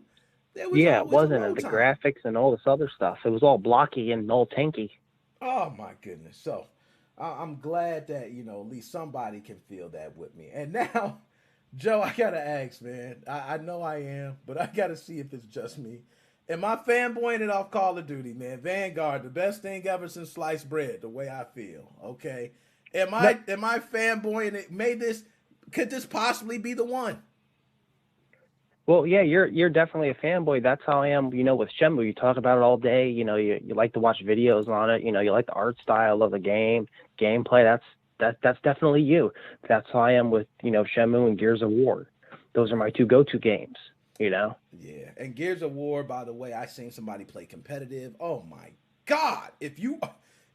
I am not on that level anymore. I remember when I used to be good at Gears of War, but man, they're just gliding right to the wall. They're blind shooting shotgun shots and busting people open at perfect times and all. I'm like, man, I've been out the game for a while, man. But one of these days, man, we're gonna have to get up. What's good about the Call of Duty, the Vanguard? It's like kind of for old school gamers. You know, play. You know, back in the day with the World Wars. You have the classic guns and everything. Not like, you know, oh, I have a gun that's able to climb on a wall and it controls a robot. Who cares? That's so stupid. Yeah, and because, you know what? After a while, that gets annoying. It's like Battlefield looks like they try to copy Halo a lot. I'm you know, with the futuristic weapons and stuff like that. No, I'm right with you on that. And playing that, I will say it was refreshing. You know, my opinion was, oh, I hated the old style guns. I like the new ones. And when I played this, it was not that. It felt refreshing to have these old guns. It felt refreshing to step into environments that were just like your typical environments from a long time ago. It was no, you know, I didn't have to worry about robotic censored sentry guns. You know, I didn't have to worry about, you know, these magical claymores just going off, just, you know, but by your censored. And it was just like beautiful that you're just able to use your gun. You can come in there, you got your basic flashbangs, your bombs, your normal guns. And I would not lie, Joe. It was refreshing. Yeah, so you know what? Call of Duty Vanguard's going to be for more of the hardcore players. That's what I think. You know, the people that play it, that know games, not like these, whippersnappers are 10 years old. Exactly. Mommy, I want more Cheez-Its. Oh, now, my man Joe, before I let you go, just to let you know, I'm going to try to do the video game debates episode Tuesday, and it's not going to be like, this is going to be an impromptu. Okay, so it's not like we need to have everything together. We just really much need everybody in the Discord. I will make sure that, the time's right. I will let everybody know. And then we'll get everyone in the Discord. All you got to do is just have a camera and a mic, and we're just pretty much going to go on, and we're just going to pretty much talk shit for a little bit. Yeah, pretty much like we did for the video, for the interviews for E3, like get that chat room set up. Exactly that. So yeah, we're going to be just definitely. blah, blah, blah, this and that talking, and then I'll put up the episode, and then we'll go through, once we get used to it, I could maybe go live. We'll start getting, certain topics we're talking about, things like that. So I'm interested, man, but any last words you got to say before you out? Definitely looking forward to that debate show. Like and subscribe to my main man, Nickmoses05. Check us out on the Facebook page. I'm going to be putting up the video tutorials very soon for Atmosphere 13, for Atmosphere 1.10 and OFW 13. All right, man. When I use those, if I have any problems, man, I'm definitely going to be hitting you up. But other than that, my man, I'm going to holler at you later. All right, I'll talk to you later, Nick. Have a great night, buddy. You too, man. All right, guys, that is the show for today. I don't see any more calls coming in. It's your boy, Nickmoses05, another episode of MoFam's Gaming Podcast. And MoFam, we are